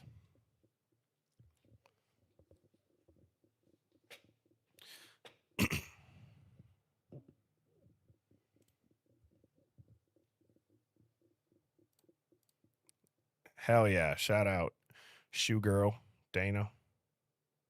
Jenny's mom has got it going on. Okay. Jen, you got to have enough now that you can confidently pick any of them. Fiji seems like she might be a little bit behind in the stream. Yeah, thank you, Luna. Appreciate you. Okay, that sounds good. We'll hold you to it. We will hold you to it. All right. Well, take it easy, Drew Bledsoe. And let's see. What do we want to... So here, we still got a little bit of time here. What do we want to dive into tomorrow? So we've been doing this working theory. I've been trying to go back and watch the footage of... Oh shit! Why am I blanking on the address of the most recent security footage that was released? Was it 1320? Right? Yeah, 1320. No. What's the address of the house right in front of their house, guys? Why am I blanking on that? That they released Brian Koberger's car. It looks like it's going backwards. What the hell?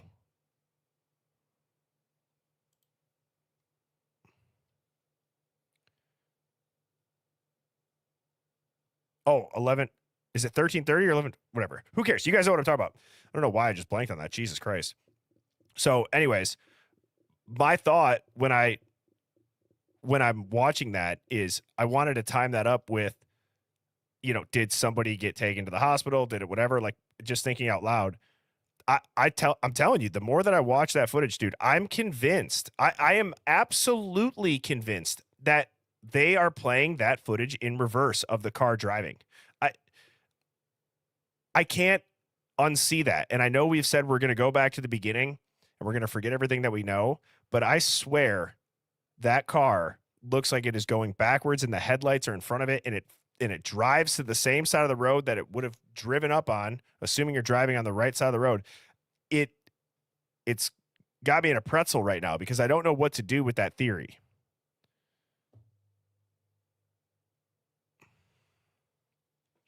Yeah, that's like, and unfortunately, that's kind of where that theory of somebody getting taken to the hospital, I guess, it doesn't stop per se. But then, so now what I'm trying to do is go back through the Linda Lane dumpster cam where you can see down at the end of that street. So maybe we can dive into that tomorrow. I don't know. I'm back at that point too where my brain just hurts. It's happened every time you have a different theory that lines up. You get so far and then you run into a brick wall again. So, all right, everybody. I hope you all have a fantastic evening. Get some great sleep. Go out, crush your day tomorrow. I will be back here in the Hive at 7 p.m. Central. Cheers, everybody. Birds flying high, you know how I feel. Sun in the sky, you know how I feel. Breeze drifting on by, you know how I feel.